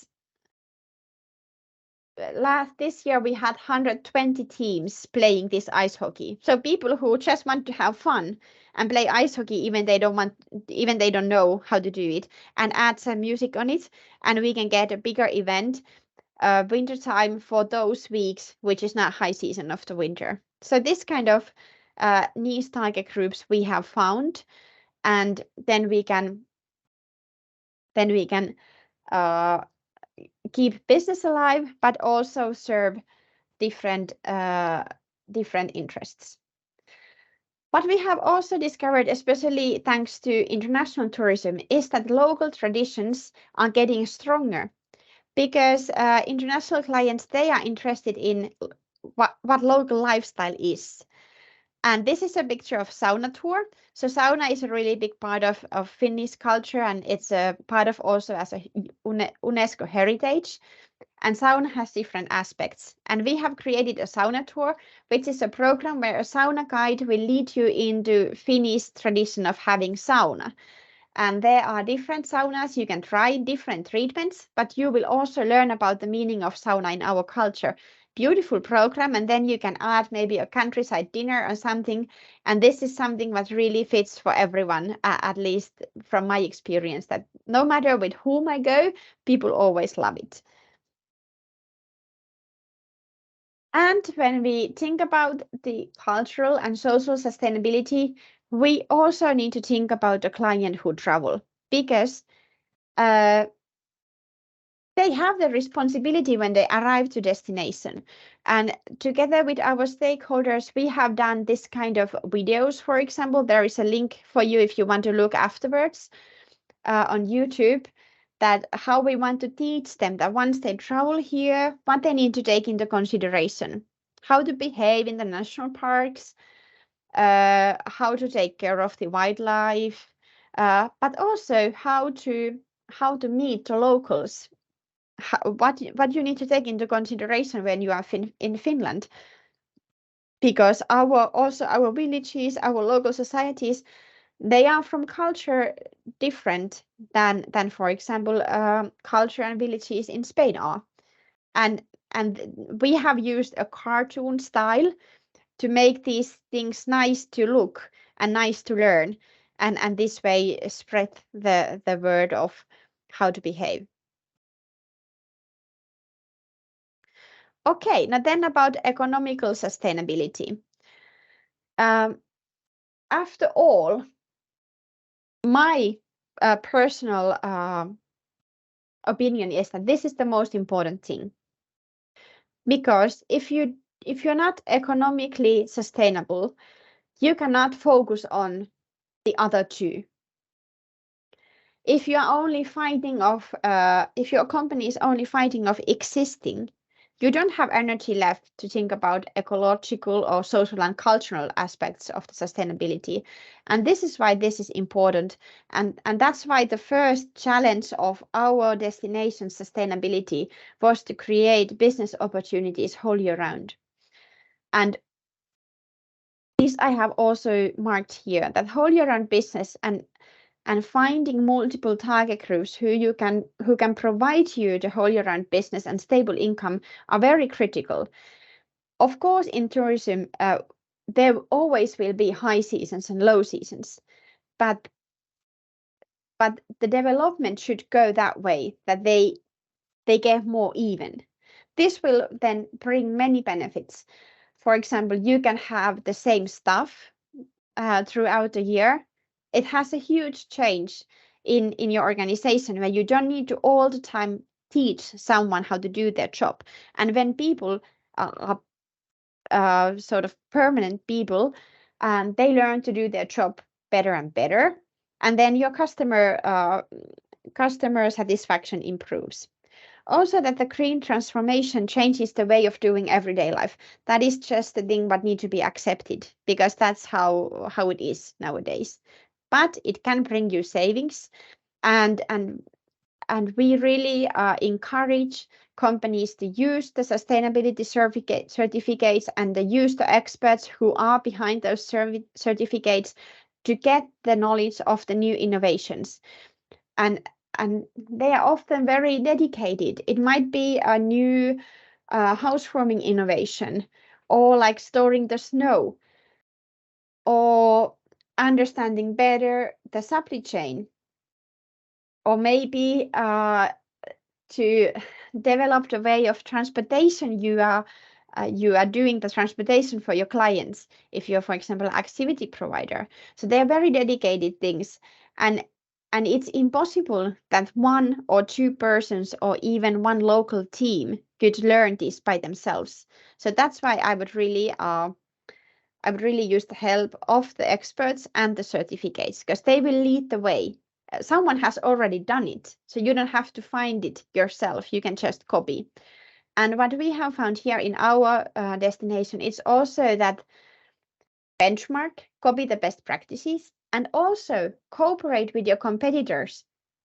This is cooperate and learn, because they are most probably facing exactly the same challenges than you are in the hands of sustainability. You don't need to cooperate in sales or pricing or marketing, but cooperate in this. Because, for example, if you do investments together, you may have a bigger spares and savings.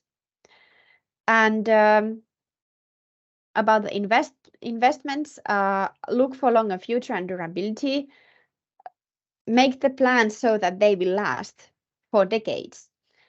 And the one and last thing is that improve the customer satisfaction. The most effective marketing are your happy guests. So be part of the change in customer behavior. Study your data, understand your client, who they are, what makes them happy, what is the star moment you can make for your client to get them speak about you, to spread the word for all of them who they know in social media, but also in person. And nowadays, the expectations, at least in Finland, of sustainability and digital services of customers are rather high. And this is a big challenge for all of us, and especially for small and medium-sized entrepreneurs. I know it's hard to follow the modern trend in this, but this is sort of the only way to get alive and to be part of the competition. You have to be digital and you have to offer sustainable services. And if it's hard, get help from the experts, because at the end, the actions you need to do, they are not that complicated. You just need to someone who will tell you what to do, and then you just do it. And then it will have an impact on your sales, but also on your customer satisfaction. So those are my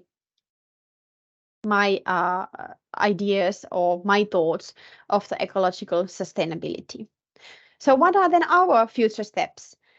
Of course, continuous development. As said, 150 companies. Now we have about 30 of them on this sustainability paths, but these 30 are the biggest ones. So already half of the tourism income what comes to the area comes through sustainability certificated companies. But now our big task is to get at least half of everyone on board of this sustainability development and get things improved together. Then positive impact tourism, as I mentioned before, how this is really interesting, that how we could make this more significant in the region so that it would benefit local societies and also local environment. How could we make it sort of whole year round thing instead of now it's smaller events in the national parks?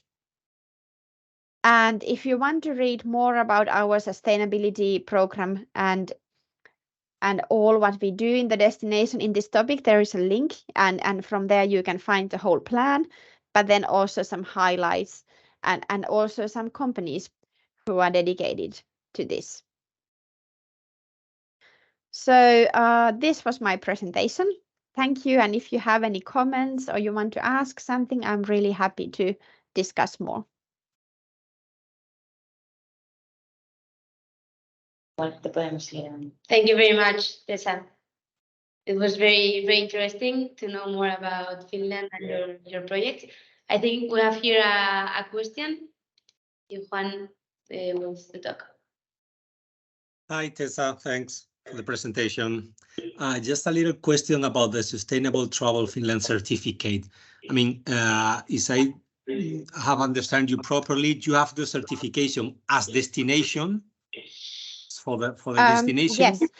And then good it question. also applies, and it also applies for the enterprises, or are two different ones, or different elements in both? Good question. We don't have it yet. So the criteria in a Sustainable Travel Finland program is that destination can only apply it when half of the companies in the destination have done it. So that's our motivation now, to get half of our 150 companies labeled and to work sustainable way, and so that they can prove it. After that, we can then apply the destination label. And this is a really tough criteria, I have to say. We've been working on this since 2018. Now we have get 30 of 150 on board, and the work continues. And so for the at that moment, once you have the company is being certified, you get the certification, I must say, directly, or you have also to cover all the criteria as a destination in a whole? Yeah, there are criteria for the destination, but that's more about that you need to make a plan with your stakeholders, and we've already done it. We have a plan together with the Kuusamo city and the national parks, and for example with the airport, so that all the stakeholders who influence on the tourism industry have a common sustainability plan. So we've done it, but now we need to get the 50% of the companies, yes, certified. Okay, thank you. Understood. And I would then add that the reason for this, it's very tight criteria, I must say. But the reason for this is that the Visit Finland, they want that customer will experience the the idea of sustainability in the destination. And because customers, they experience their holidays in their services, in accommodation, activities, restaurants, etc. So if they are not certified, then how could we ensure that the experiences are following the sustainability criteria? And from there comes the criteria for the destination certificate. Absolutely. I mean, though it may seem it's the only way to really get that approach. Yeah. Thanks. Thank you very much. We have another question from Koutan Niemi. Hi everybody. This is Jukka Koutaniemi from Naturpolis. I'm a kind of same place, and I have put a web page to the chat so that you can look this Finnish facility, which is every man's right, and you can see in English how Visit explains what that is. But it includes also some sustainable. Every people who are working here and walking in the forest and the nature, they need to take care of the nature and look at so that they don't waste it and they don't put any harm into the biodiversity and everything on that. So it's really important things that you need to know what you can do in the nature, but it's a different thing that you walk here in Finland, or for example, if you walk in Spain or any other European countries. So that's one important thing you need to explain to the tourists also when they come here in Finland. Thank you. Thank you very much. I saw the website and it's very, very interesting, very beautiful pictures. So thank you very much for sharing. I have a question, Tessa. You said that indeed our countries, Spain and Finland, are very, very different. But do you share knowledge or ways of working with countries that are similar to you? Maybe, I don't know, Sweden or Norway. Do you have any space of sharing?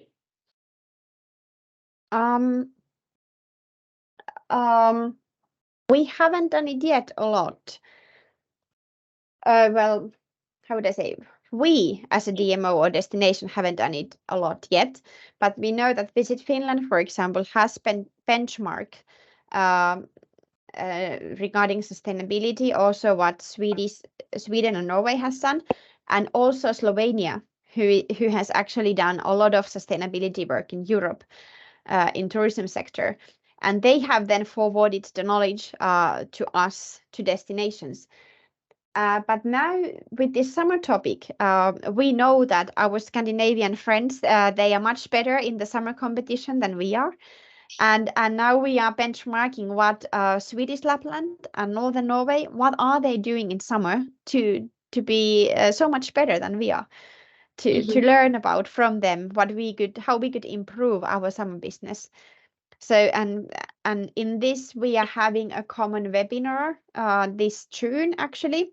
So in a bit more than a month we get the chance to discuss with them, and then maybe also some benchmarking trips are arranged in coming future to really learn in practice in the destination that how, for example, services are arranged and how marketing is done and so on. Very nice. Very nice. But yeah, Slovenia, that's a country what often pops out in this sustainability topic, at least in Finland, that if we benchmark someone, then Slovenia is often one of the leaders here. If you find any interesting project or whatever, feel free to share it with us so we can take it. I don't know if there is any question. Regarding I don't know, maybe we can do a small break now, and then we continue 5:15. If you would like to, maybe 10 minutes break so we can then continue. I think there's a Kivela, you That's can okay. Thank you. Perfect. So let's take 10 minutes break and then we continue. Thank you very much. Okay. Thanks. Hi. Sorry. Well, thank you everybody. I hope you enjoyed the break. So we're going to do two things that are left. We have still 1 hour and a half.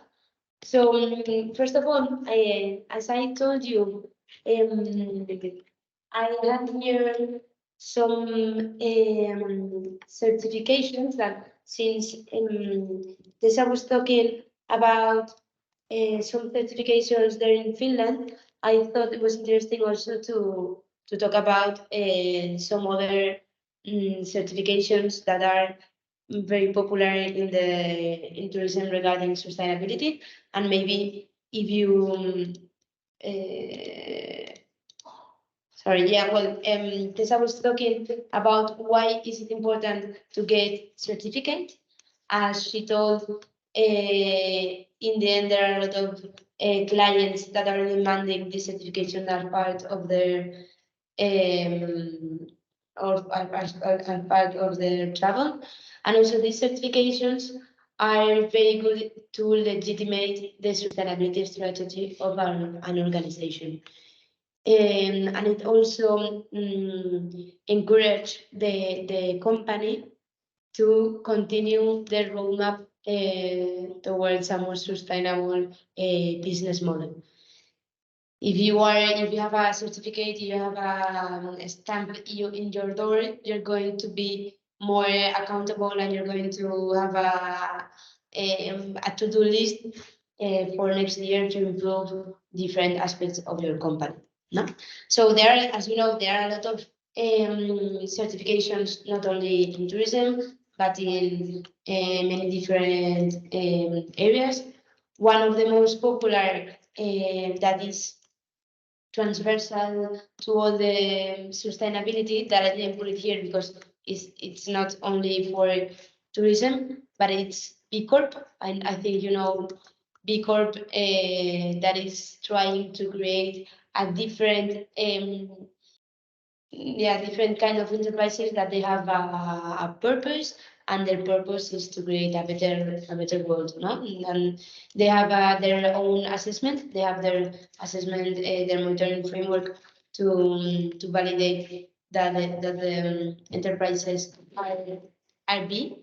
Let's say like because they are good enterprises that take into account the environment, the society, the governance also of their company, no? And well, B Corp is transversal. While I selected 6 certifications that are the most popular in tourism sector. The first of all is the Global Sustainable Tourism Council. They have their own certificate. And well, it's like a table that you can see the name of the certification, then which partners are promoting this certification. The third row, it's the KP areas, the key performance area that are analyzing.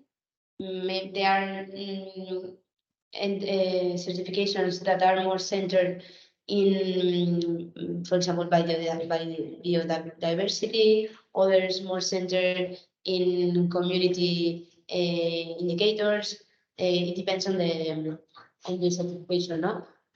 Or, for example, I selected, sorry, I said it was 6 popular, but I'm going to correct myself. There are 5 very popular, and the 6th one is the one regarding the sky. No, that I think it's very it's important to highlight this this certification since we are talking on a project of that we have the destiny, the sky as destiny, no? As destination, sorry. Okay, so for example, the first one is the Global Sustainability Tourism Council that is fostered by the United Nations and the Rainforest Alliance, and they are analyzing most part the sustainability planning, if the enterprise is maximizing the social and economic benefits for the local community, the cultural heritage, and the impact that they have on the environment. And which type of business can apply to this certification? Well, in this case, accommodations, tour operators, destinations, and business, corporate and business travel can access to this certification. Also, another very known certification is Biosphere, that it's promoted by the UNESCO and the TUI, and they are analyzing their environmental performance and their cultural affairs. It's a very broad certification. They have their own software to monitor your performance and sustainability. It's very popular and it's very nice. If you enter in their website, there are a lot of resources and it's very broad, the topics they cover. And it focuses on destination, events, hotels, and also transportation. I thought also it was very necessary to talk about the EU Eco Label, since we are in a European project. The European Commission has this certification, and it's measuring the air quality, the environmental performance, the waste management, and the water and energy. As you can see, this Eco Label, it's not talking about any social, neither cultural indicator, no? Because they are focusing on environmental indicators, and it's centered mainly in tourist accommodations. Any type of organization can ask for it. No, it's very broad also. Then we have also the Green Globe, that it's very popular, promoted by also the United Nations and EVVC, GCB, and SCAR. And they are analyzing if the enterprise is having a sustainable management of the company, also their impact on the three topics we covered: the economic and social and cultural heritage, and the environmental. I recommend you to also to enter in their website, because they have a lot of information on how they measure their certificate. Their indicators are public, and they have a huge list of indicators. I think it's quite hard to obtain this certification, but it's very nice for companies to have it. And also it's available for events, hotels, restaurants, suppliers. That's new, and transportations and venues. And well, at last we have the Earth Check, that is promoted by this council that we were talking during the presentation. It's a World Travel and Tourism Council, and also by the WWF and other partners, no? And they focus a lot also on environmental indicators: energy use, water use, carbon emissions, chemicals for community and employee impact, but also paper use and waste. And any accommodation, restaurant, destinations, and cruises, for example, can apply for this certification. And to finish with this brief introduction to certifications, we have the Starlight, that from my research, it was not the only, but at least the most accurate certification on the sky. And they are trying to validate the good quality of dark skies in destinations. No, so they have a very technical measurement of KPIs that and they are measuring darkness, transparency, sharpness, and cloudiness. With they have several I don't know if the correct word is thermometers, but they have like a measure to calculate the darkness, transparency, sharpness, and cloudiness. It's very technical. And that's it. That was the I wanted to complete the information. That was very nice that Tessa was talking about Finnish certifications, and I wanted to increase the information. Okay. So sorry if I talk very fast again. So we were planning to, since this session, this training was a little bit long and very with a huge theoretical content, we thought that it would be nice to do a practical exercise. I don't know if you have any comment, any question on the certifications. If not, I think we can go ahead now. So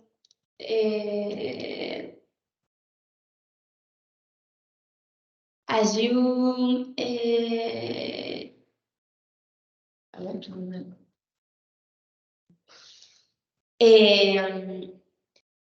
So during my session, I explained to you a very useful tool that is created by the University of Cambridge, by the Institute of Leadership in Sustainability.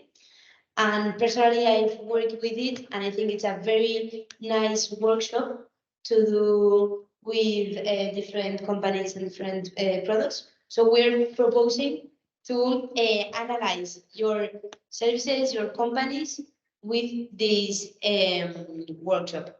Okay, so we're going to put in practice what we learned in the previous session. And what we're going to do, since you're from different companies, we're going to divide you by company. And if there are 1 or 2 persons from the same project or the same company, we encourage you to join. Okay, so to join to work together. So we're going to share with you this board that it's from Canva. I don't know if you've ever worked with Canva, but it's the best tool of the humanity, and it's my best friend. I'm in love with Canva. And it's a very useful and very easy tool for illustrating graphics and everything. So I'm going to share the link through the chat, and this link is going to lead you to this board. So you see, we have nowadays we have 8 different value mapping tools. So now Julia is going to assign you one of these numbers. So for example, if I'm Barrabés and I'm the number 1, I'm going to work here, okay? So you can see that these post-its, you can move them, you can do it bigger, smaller, and you can write in here, okay?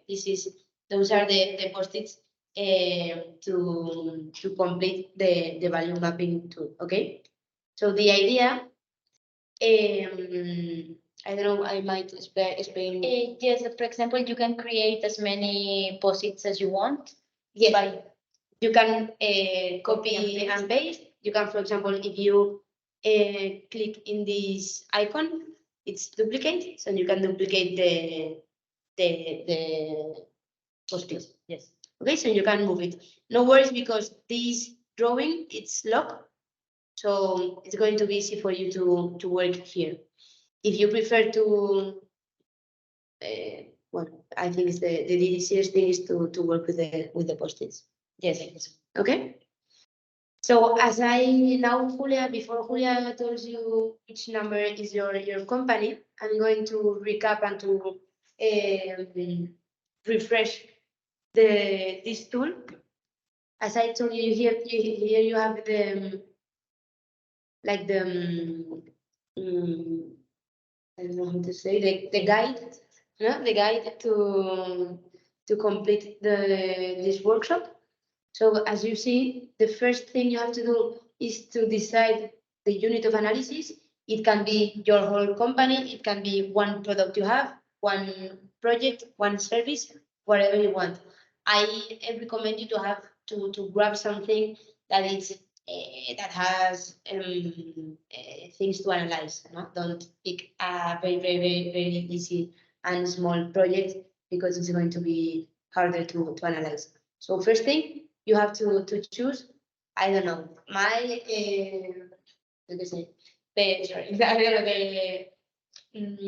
van tour to watch birds in Extremadura. No, because I have a pack that is going with a van to watch birds. Okay, so I'm going to pick that project, and then the second step is to choose the stakeholders.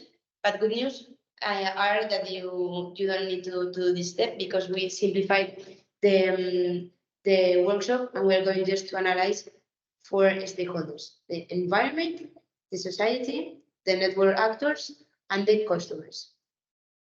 Then the first thing you have to decide with your partner or by yourself, or if you have somebody in the office that you want to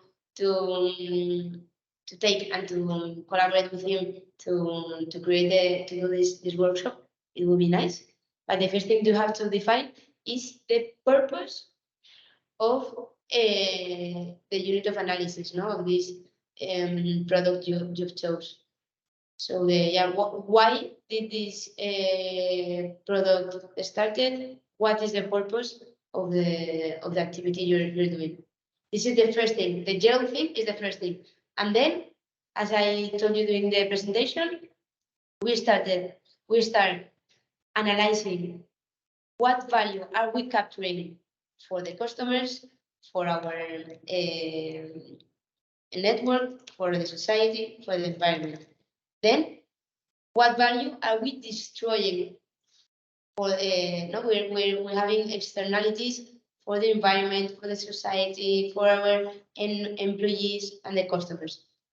And once we have analyzed the value we're capturing and the value we're destroying, we are going to do a brainstorming on the new value opportunities that we think we can create in our company, on our product. I think that once you finish this workshop, you are going to have a lot of work to do, because you are going to have a lot of good ideas, and you are going to rise different ideas and opportunities to grow your business. So I don't know if everything is clear. You have here the questions, you have here the guide, and I'm also going to put, if you remember, that I share with you an example. It has anything to do with tourism, but it's one of LED lights. No, so I'm going to paste also this in the board. So if you're lost, you can see, for example, how did they analyze the LED lights in this company. Now, for example, for customers, one of the bad things is that it's very expensive, that the customers don't understand how to dispose the LED lights, or they don't, for example, understand the benefits, no? So what are the opportunities that arise from this difficulties that they, for example, they are going to educate and they're going to improve their design. No, you're going to see that it's a roadmap that it's very easy and very smooth, and it's going to help you to open your mind with your company.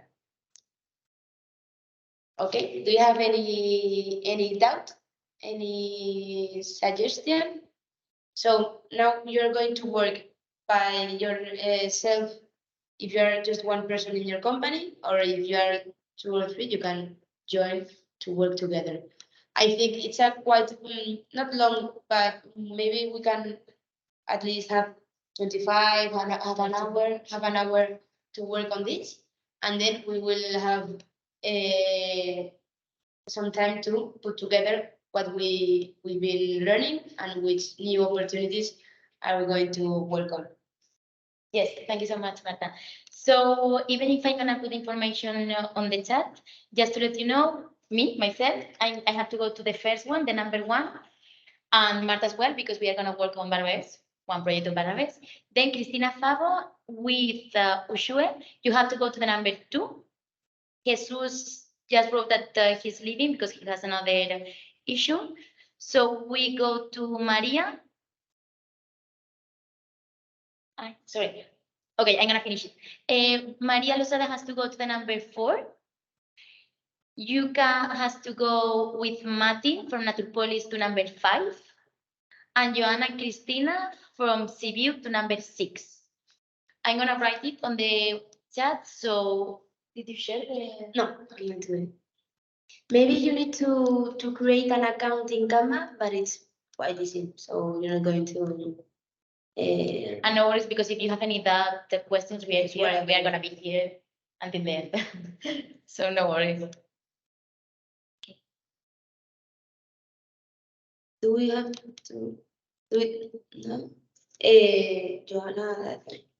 Joanna, if you want, what you can do is from, since you are 2 people from Civic, maybe you can call the other partner, the other colleague, and you can do it together, or just give some ideas when we have the presentations.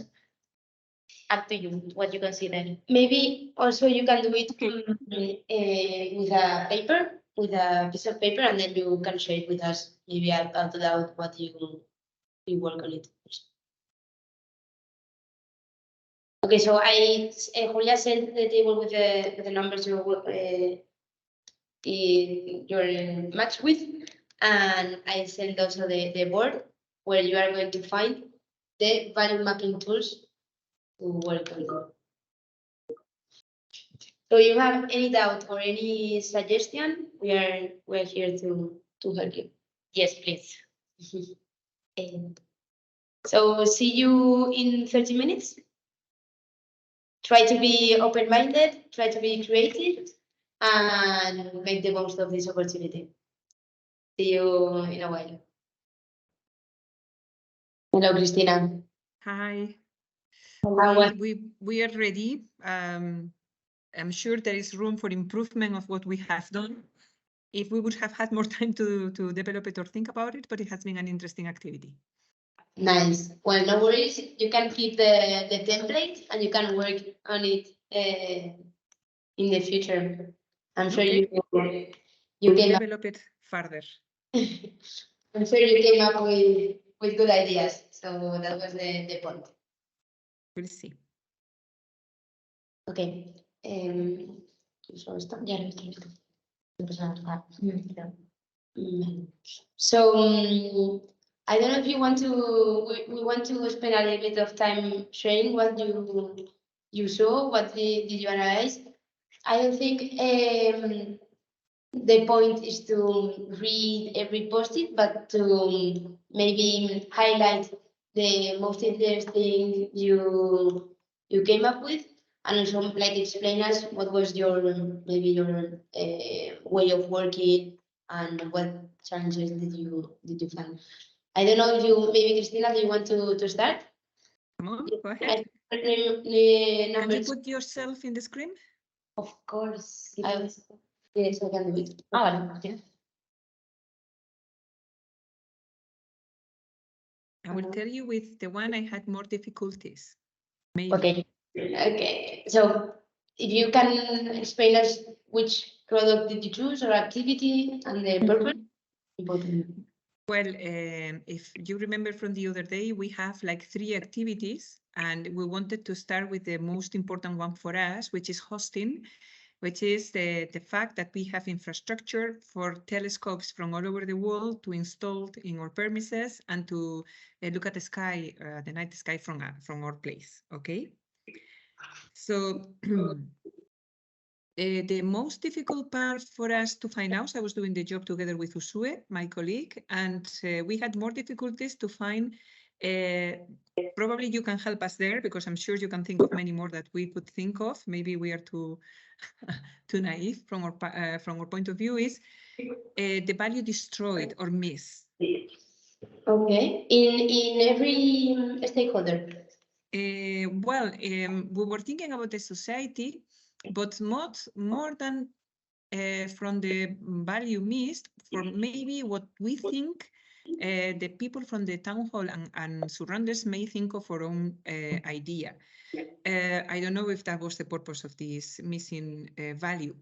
We were thinking that for locals, the fact that we fight against light pollution and we are trying to, we're trying that there's less lighting on the streets, may be seen as something against us. That's a very good point. That's very interesting. No, you're trying to, for your activities to work, you need less light in the streets, and that means that people walking around are going to have less light. No, that's a very good value destroyed for the society. No, I don't Well, against. From our point of view, it's not destroying anything, but I know it's being seen, the lights on the street is being seen as security, although it's being proved that even lighting less is not increasing security or not diminishing security. So, but I understand that for many popular people, may think that for them, this diminishes the security on the streets. So, yeah, as I told you at the beginning, the best way to do this workshop is with people from every stakeholder. No, for example, if you invite somebody, some citizen of your village or of your town to tell their point of view, maybe it was, as you're saying, from my point of view, it's not we're not doing anything, and maybe it's an exercise of empathy in the end. This is absolutely true. I think this exercise will be much more rich and positive if we do it with some other people, because we are not objectives by. Exactly. For the environmental, obviously, we are increasing the footprint because we are bringing to our area people from very far away that before they were not coming. So on a negative part for the environmental, although the positive is we are fighting against light pollution, which helps not only the stars, but also the wildlife and the other things, but at the same time, we are increasing the footprint, the carbon footprints, because we are bringing people from very far away. And another negative thing that we are very much aware of it is the visual impact. You have in the middle of the rainforest white blocks that from the point of view of visual impact are not that very nice. We are aware of that. So there are coming new opportunities, of course. Once you are aware of your, well, the value you lose, the opportunities are there to improve them and to create barriers to diminish the impact. No? The impact, exactly. And one of the opportunities, of course, will be to measure what are we talking about in terms of increasing the carbon footprint and diminish it. But other value to customers, this is a very good exercise to ask to customers for sure. We think that in the negative part, some customers consider that the technology we use can be a bit sophisticated, and some of them struggle to use sometimes the roofs and all that stuff. So being that negative, we think that the positive we can bring out of it is to learn them or to try to make technology more user-friendly by increasing technology. Very nice analyzed. I saw that one was raising the hand. I don't know if he might add something to your analysis. Please. Or maybe not. It was one. Well, I believe it's available for everyone to see the one we, so it's available there for the rest of the people to see what we wrote. So this is only to comment the most important points. Yeah. Well, I think you understood very well the exercise, and you came up with nice ideas. And what about the network? Maybe your suppliers, the employees. Well, the negative impact is also, we were also struggling there.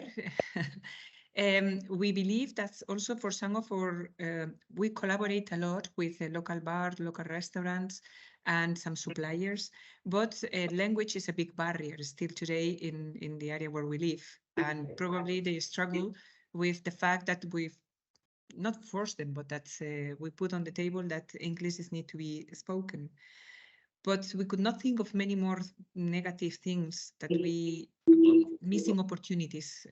That's why I agree again that we should share this with our own colleagues. Sure, you can ask them, no, or I don't know, maybe if it's far away where they are working, or maybe the schedule of their working hours.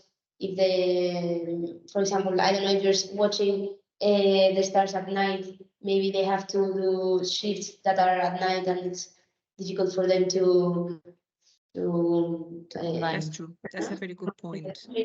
No? It's a good point because we are in the middle of the fields, and that means everybody has to go explicitly there. Employees, customers, suppliers. So there is an impact, of course. Yes, that's a good point. So maybe, yeah, we can, I don't know, motivate, for example, employees, maybe with some things to do there, that they have the motivation apart from the work to spend there, because I won the employee of the month. I'm going to stay there. I'm going to do whatever. Maybe there is more like human resources. Absolutely, it's a good point. We should write it down, not to forget it. Yes, I just wanted to point out that, for example, when we're talking about the technology and that is complicated for people and for customers, I don't know if you do this, but because maybe you have this line of business model, but you can create, I don't know, kind of webinars, even for free, because you want people to know more before coming to your business, or even pay webinars. So it could be a solution. That's a very good idea. We have not done webinars. You have a point. We have done like videos explaining or manuals explaining how to go to the different steps. But it's true that maybe to promote our business, we can also do webinars on how to use remote hosting in general. But that could be a very good tool to create new customers. I give it to you. But at least this tool, maybe you don't have well, about webinars. Well, I was going to say that this workshop you can role play, no? For example, some the people of the team can rehearse being a customer, or rehearse being a citizen, no? So whatever you can do it again with this role playing. Okay, thank you very much, Cristina. Thank you for the ideas. Very good. So now you have a lot of tasks that arise from this exercise to implement. Okay, so maybe yes, I just want to say that Juan is saying, because the microphone is not working for him, that the telescope hosting can also be seen as a carbon footprint saver activity. I mean, the opposite way. So yes, because it prevents people from traveling, as they can profit from the telescope being at the company. Absolutely, because we can do the hosting, well, the setup of the telescopes ourselves, appointing people to travel. That's true, but then they don't do tourism. Pros and cons. Thank you. Excellent. Okay, thank you very much. So I think we have the number 5, Northern Light Stars Observatory. Oh, I don't know. Give me 1 second. 5 is the Natopolis. I mean, Yuka and Mati, right? Yes, that's Okay. our group. I don't know if we correctly understand what we should do in this exercise, but we it's like similar to the observatory thing. We thought about these northern lights that are quite common here in Finland and northern part of the Europe. So I think we took a rather simple approach to the task, but never mind. yeah, exactly. Of course. We would like to hear some conclusions from your side. I know would you choose Northern Lights, no? Yeah. It's the Stars Observatory, and the purpose is the possibility to see Northern Lights or stars without disturbing lights. No, that's very nice. And what you want to do, like we did with Christina, to maybe summarize what you find out.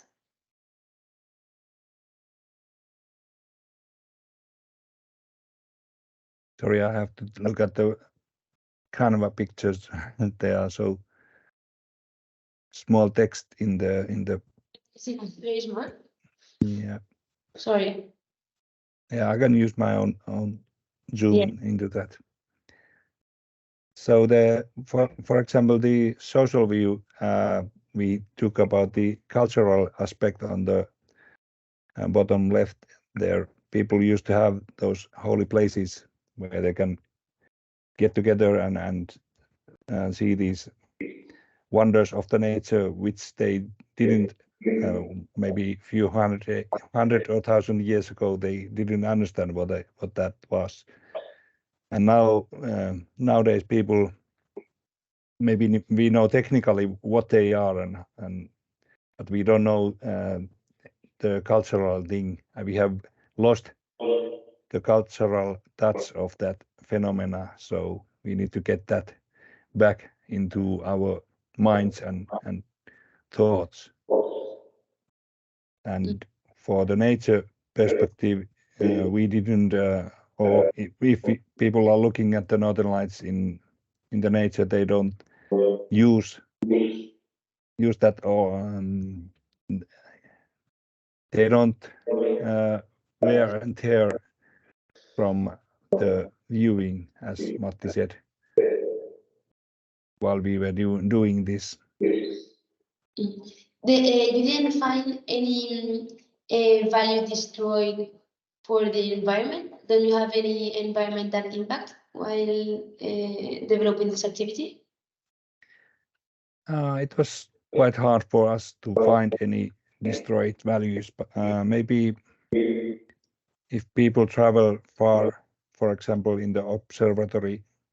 Yeah, just like Christina said, that people coming very far abroad to Finland, so then it causes the carbon dioxide emissions. Yeah. Totally. Maybe, for example, for those emissions, you could partner with a carbon absorption project, no, to compensate those emissions. And for example, when you, I don't know, when you buy your entry or your ticket to watch those northern lights, you could, with a part of the ticket, you can pay for that carbon absorption, for example. Yes, that's Yeah. Per example, and actually we have for example, we have a company here that's planting new trees to compensate. So we could offer like you can pay a tree to compensate your carbon dioxide emissions. Yeah, for example, with every ticket you plant a tree or something like this. Would be nice. Maybe Tessa have something to say about this, please. Yeah, I've been listening. I wasn't sure if I was meant to participate the group, but anyway, a few ideas pop in mind to this. Since Northern Lights are already causing and bringing a lot of business to the area, and they are often mixed with different sort of activities where you just then do them nighttime and you make it as a Northern Light twist, and that's how it's done here. But then I remember now from our neighboring destination Rovaniemi, which is a bit it's a city, it's a bit bigger than we are.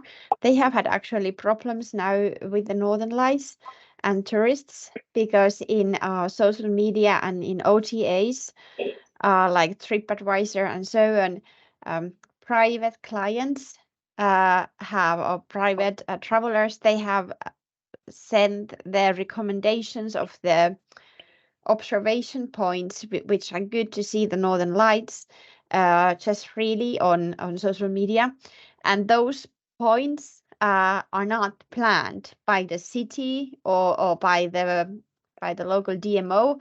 They are just from people's experience, and part of them are homes, like just like some lake shore that belongs to someone's home, but it's a good place to observe the Northern Lights.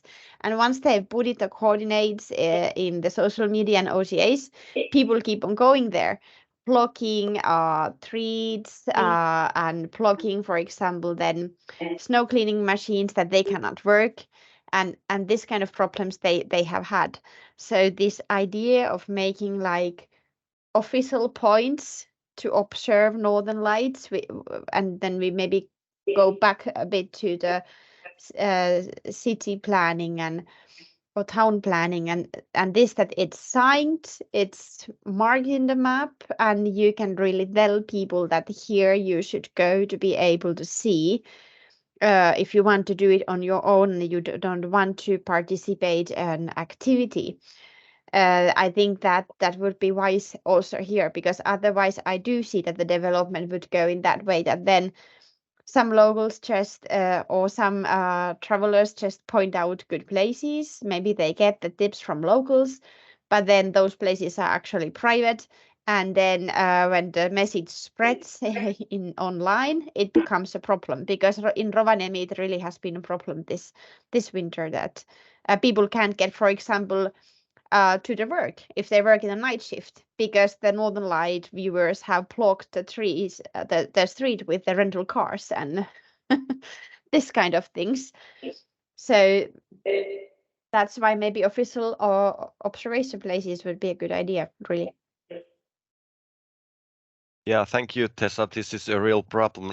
I think they are having this problem also in some places in Kuusamo as well. It was in the newspapers, if I'm not totally wrong. Here in Finland, like in Kuusamo area and in Rovaniemi, the properties are privately owned, so that's why it makes a big problem in here. But this is something that maybe what we should also send the message more clearly to the Kuusamo town, because it should be like a public place with the maybe with the fireplace and everything, like, so that it can be put on the map. But then on the minus side, then it's sort of like people could do it on their own, because at the moment most of the travelers, they buy it Northern Light activity with the professional guide, and then of course there is no problem. So pros and cons. Pros and cons. No, this is the exercise was to try to increase the cons and decrease the cons, no? Because every activity that we're going to do in our daily life, it has an opportunity cost, no? So we have to. Yes, and I think that this is something that should be regulated as well, because as you mentioned, if you go by your own, you don't have the control of the guide looking at everything that you are doing, in the sense that if you want to eat something, you just not throw it, the paper of the plastic. I mean, that it should be really regulated, not just for the town, which of course it is, but also for the environment and all the activities that they can do. Yeah, of course. But taking- to be able to send people somewhere, it should be according to Finnish law. It needs to be sort of public place. That there is some sort of infrastructure, for example, forest toilet or something that people just then don't go. Yeah. Exactly. That's another example. Yes. Okay, thank you very much. I don't know if you would like to have something of the maybe the customers or the network. The Sorry. employees.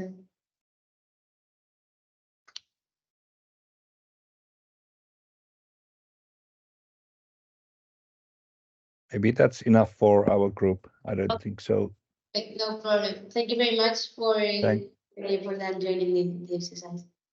Okay, so what I think we'll have 5 minutes left. No, but maybe we can share Yes. a little bit. Our insights, yes. They want me to do it. Okay, so we are talking about one product that we have in Badajoz, which is Attitude Academy. That basically is a platform where you can find a lot of webinars and information about how to digitalize your SME, and as well mentors to support you on the transition of the digitalization. So it was created in COVID-19, just to give you the background of it, and it was really interesting to go deeper in this product. For example, when we are talking about, okay, I'm gonna start from the beginning. From customers, we realized, of course, that the value capture is that we are helping the SMEs in order to be more digitalized. But for example, we were thinking about, okay, maybe if they are more digitalized, we are decreasing some jobs. I know that this is a global discussion, but it could be in some sense. And then, for example, that some sessions, some webinars were live webinars. So it means that you cannot control your time spending. I mean, you have to be aligned with the sessions. And then, of course, that if you get used to have webinars online, maybe you don't go and you are not like in contact face-to-face to your mentor or the expert that is giving you the session. Then what we have seen here is that we have the opportunity to be more open to the large companies, for example, to be more digitalized, the public sector as well. And then, for example, we are talking about digitalization, but we can give as well a presentation about sustainability, resilience, use scale, business plans, a lot of areas that maybe we can go and teach to the SMEs. And then, of course, even at the same time that we have the pool of mentors, we can create kind of in the same platform, kind of, I don't know, a blog or matchmaking tab for SMEs so they can know each other and they can share different experiences. Then if we go to the network, we have been focused on the mentors that are there to support the SMEs and the Badajoz employees. So for the mentors, we think that the value that we have given to them is that they have more connections and they have more visibility because, okay, now it's for free, but maybe then outside the Attitude Academy, the SMEs can contact the mentors because they know them. And of course, the meaningful that it's for them because it was in difficult times for the SMEs pro bono without being paid. So it means that you are doing something interesting and good for the SMEs and for the society, of course.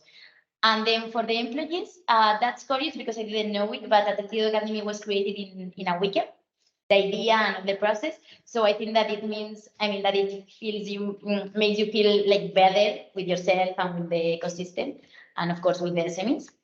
That's why we have written the professional development as well. Then for the employees, we can access to the webinar. So it means that you can have more knowledge in digitalization as well. And then you can have more connections with the SMEs. And then the bad points, we can say that the bad points, something that we are destroying or missing is that the mentors are not being paid. And then, as I mentioned before, that maybe we have some skills that we are not making the most of them because maybe the expert is an expert in digitalization, but as well in sustainability. So we can make the most of this expert. And of course, the new opportunities, as I said, new trainings, new business model in order to make the mentors be like more useful for the SMEs so they can create another business model and be paid, and train of trainers, which is what we are doing. Everyone can get knowledge from other experts. I mean, feedback from everyone.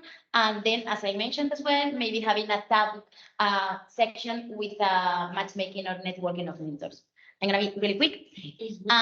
Here for the societies that it decrease inequalities in the sense that it's for free and everyone can have access to the platform, SMEs in that sense. Then it could be worse for the for the competitors, because of course it's for free, and maybe it means that it's not really good for the rest of the companies that are trying to digitalize SMEs. And then of course that we are excluding some target, as I mentioned, large companies, or for example, some company that doesn't have Wi-Fi or doesn't have any, I don't know, computer or whatever in that sense. And then the opportunity is to open everything for everyone and maybe having synergies with the competitors. For example, in Extremadura, I know that a lot of companies, a lot of businesses have synergies and it's better for everyone. And for the environment, then the energy could be more renewable, and we can reuse the electronic devices. The bad point is that, of course, we have to consume energy, and then maybe the digitalization impact in the sense that we are creating more devices. And then it should be the opposite, but okay, the value was that we are digitalizing, not paper, so it's better for the environment, and of course that we are giving more awareness about that it's better to be digitalized than the other sense. And I think that this is all from our side, and I really enjoyed this activity, and I'm really happy to see that you have written a lot of things, and you have thought about all the bad points, good points, opportunities, and hopefully you will be thinking more, and maybe you realize that you are missing something that could be really important and it can impact to your businesses. I have one more question for you regarding Spain and the tourism industry.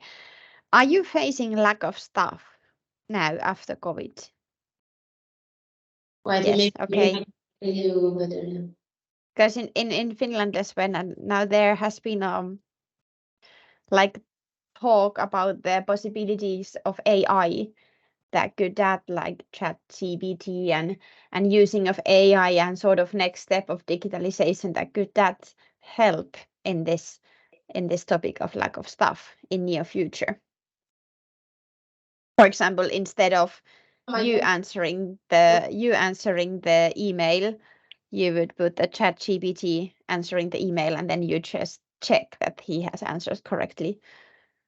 From my point of view, I think that the stuff that is missing is the the less qualified profile. I would say, from my point of view, from the contact I have with tourism industry, maybe regarding more services that are not that easy to supply, to substitute with AI. For example, seasonal jobs in summer of waiters or people that they are looking for more qualified jobs.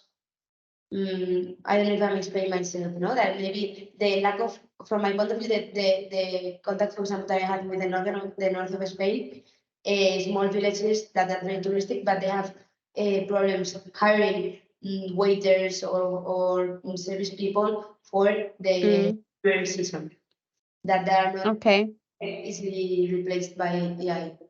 Yeah, of course. If you, yeah, I understand. Yeah, it seems to be a common problem, like across the tourism industry in Europe, lack of staff nowadays. Mm-hmm. Well, we're reading in the chat that Joanna also wrote some ideas. So then I'm just saying that she will fill the canvas tomorrow. So feel free. The board is going to be able for you, so you can use it, download it, take photos, whatever you want. We're also available for any question or any doubt or suggestion you have in the future. And just a quick reminder, we have the next webinar, the third one, next Tuesday at 3 p.m. And we wait your participation, all of you. And we hope you have a nice weekend. And we hope your sky is as sunny as the one in Extremadura right now. Well, thank you very much for your time and your participation. It was very nice to spend the afternoon. Thank you so much for everything. Thank you so Thank you. much. Thank you. To all, it has been Thank you. Bye bye. Bye bye. Have a nice afternoon.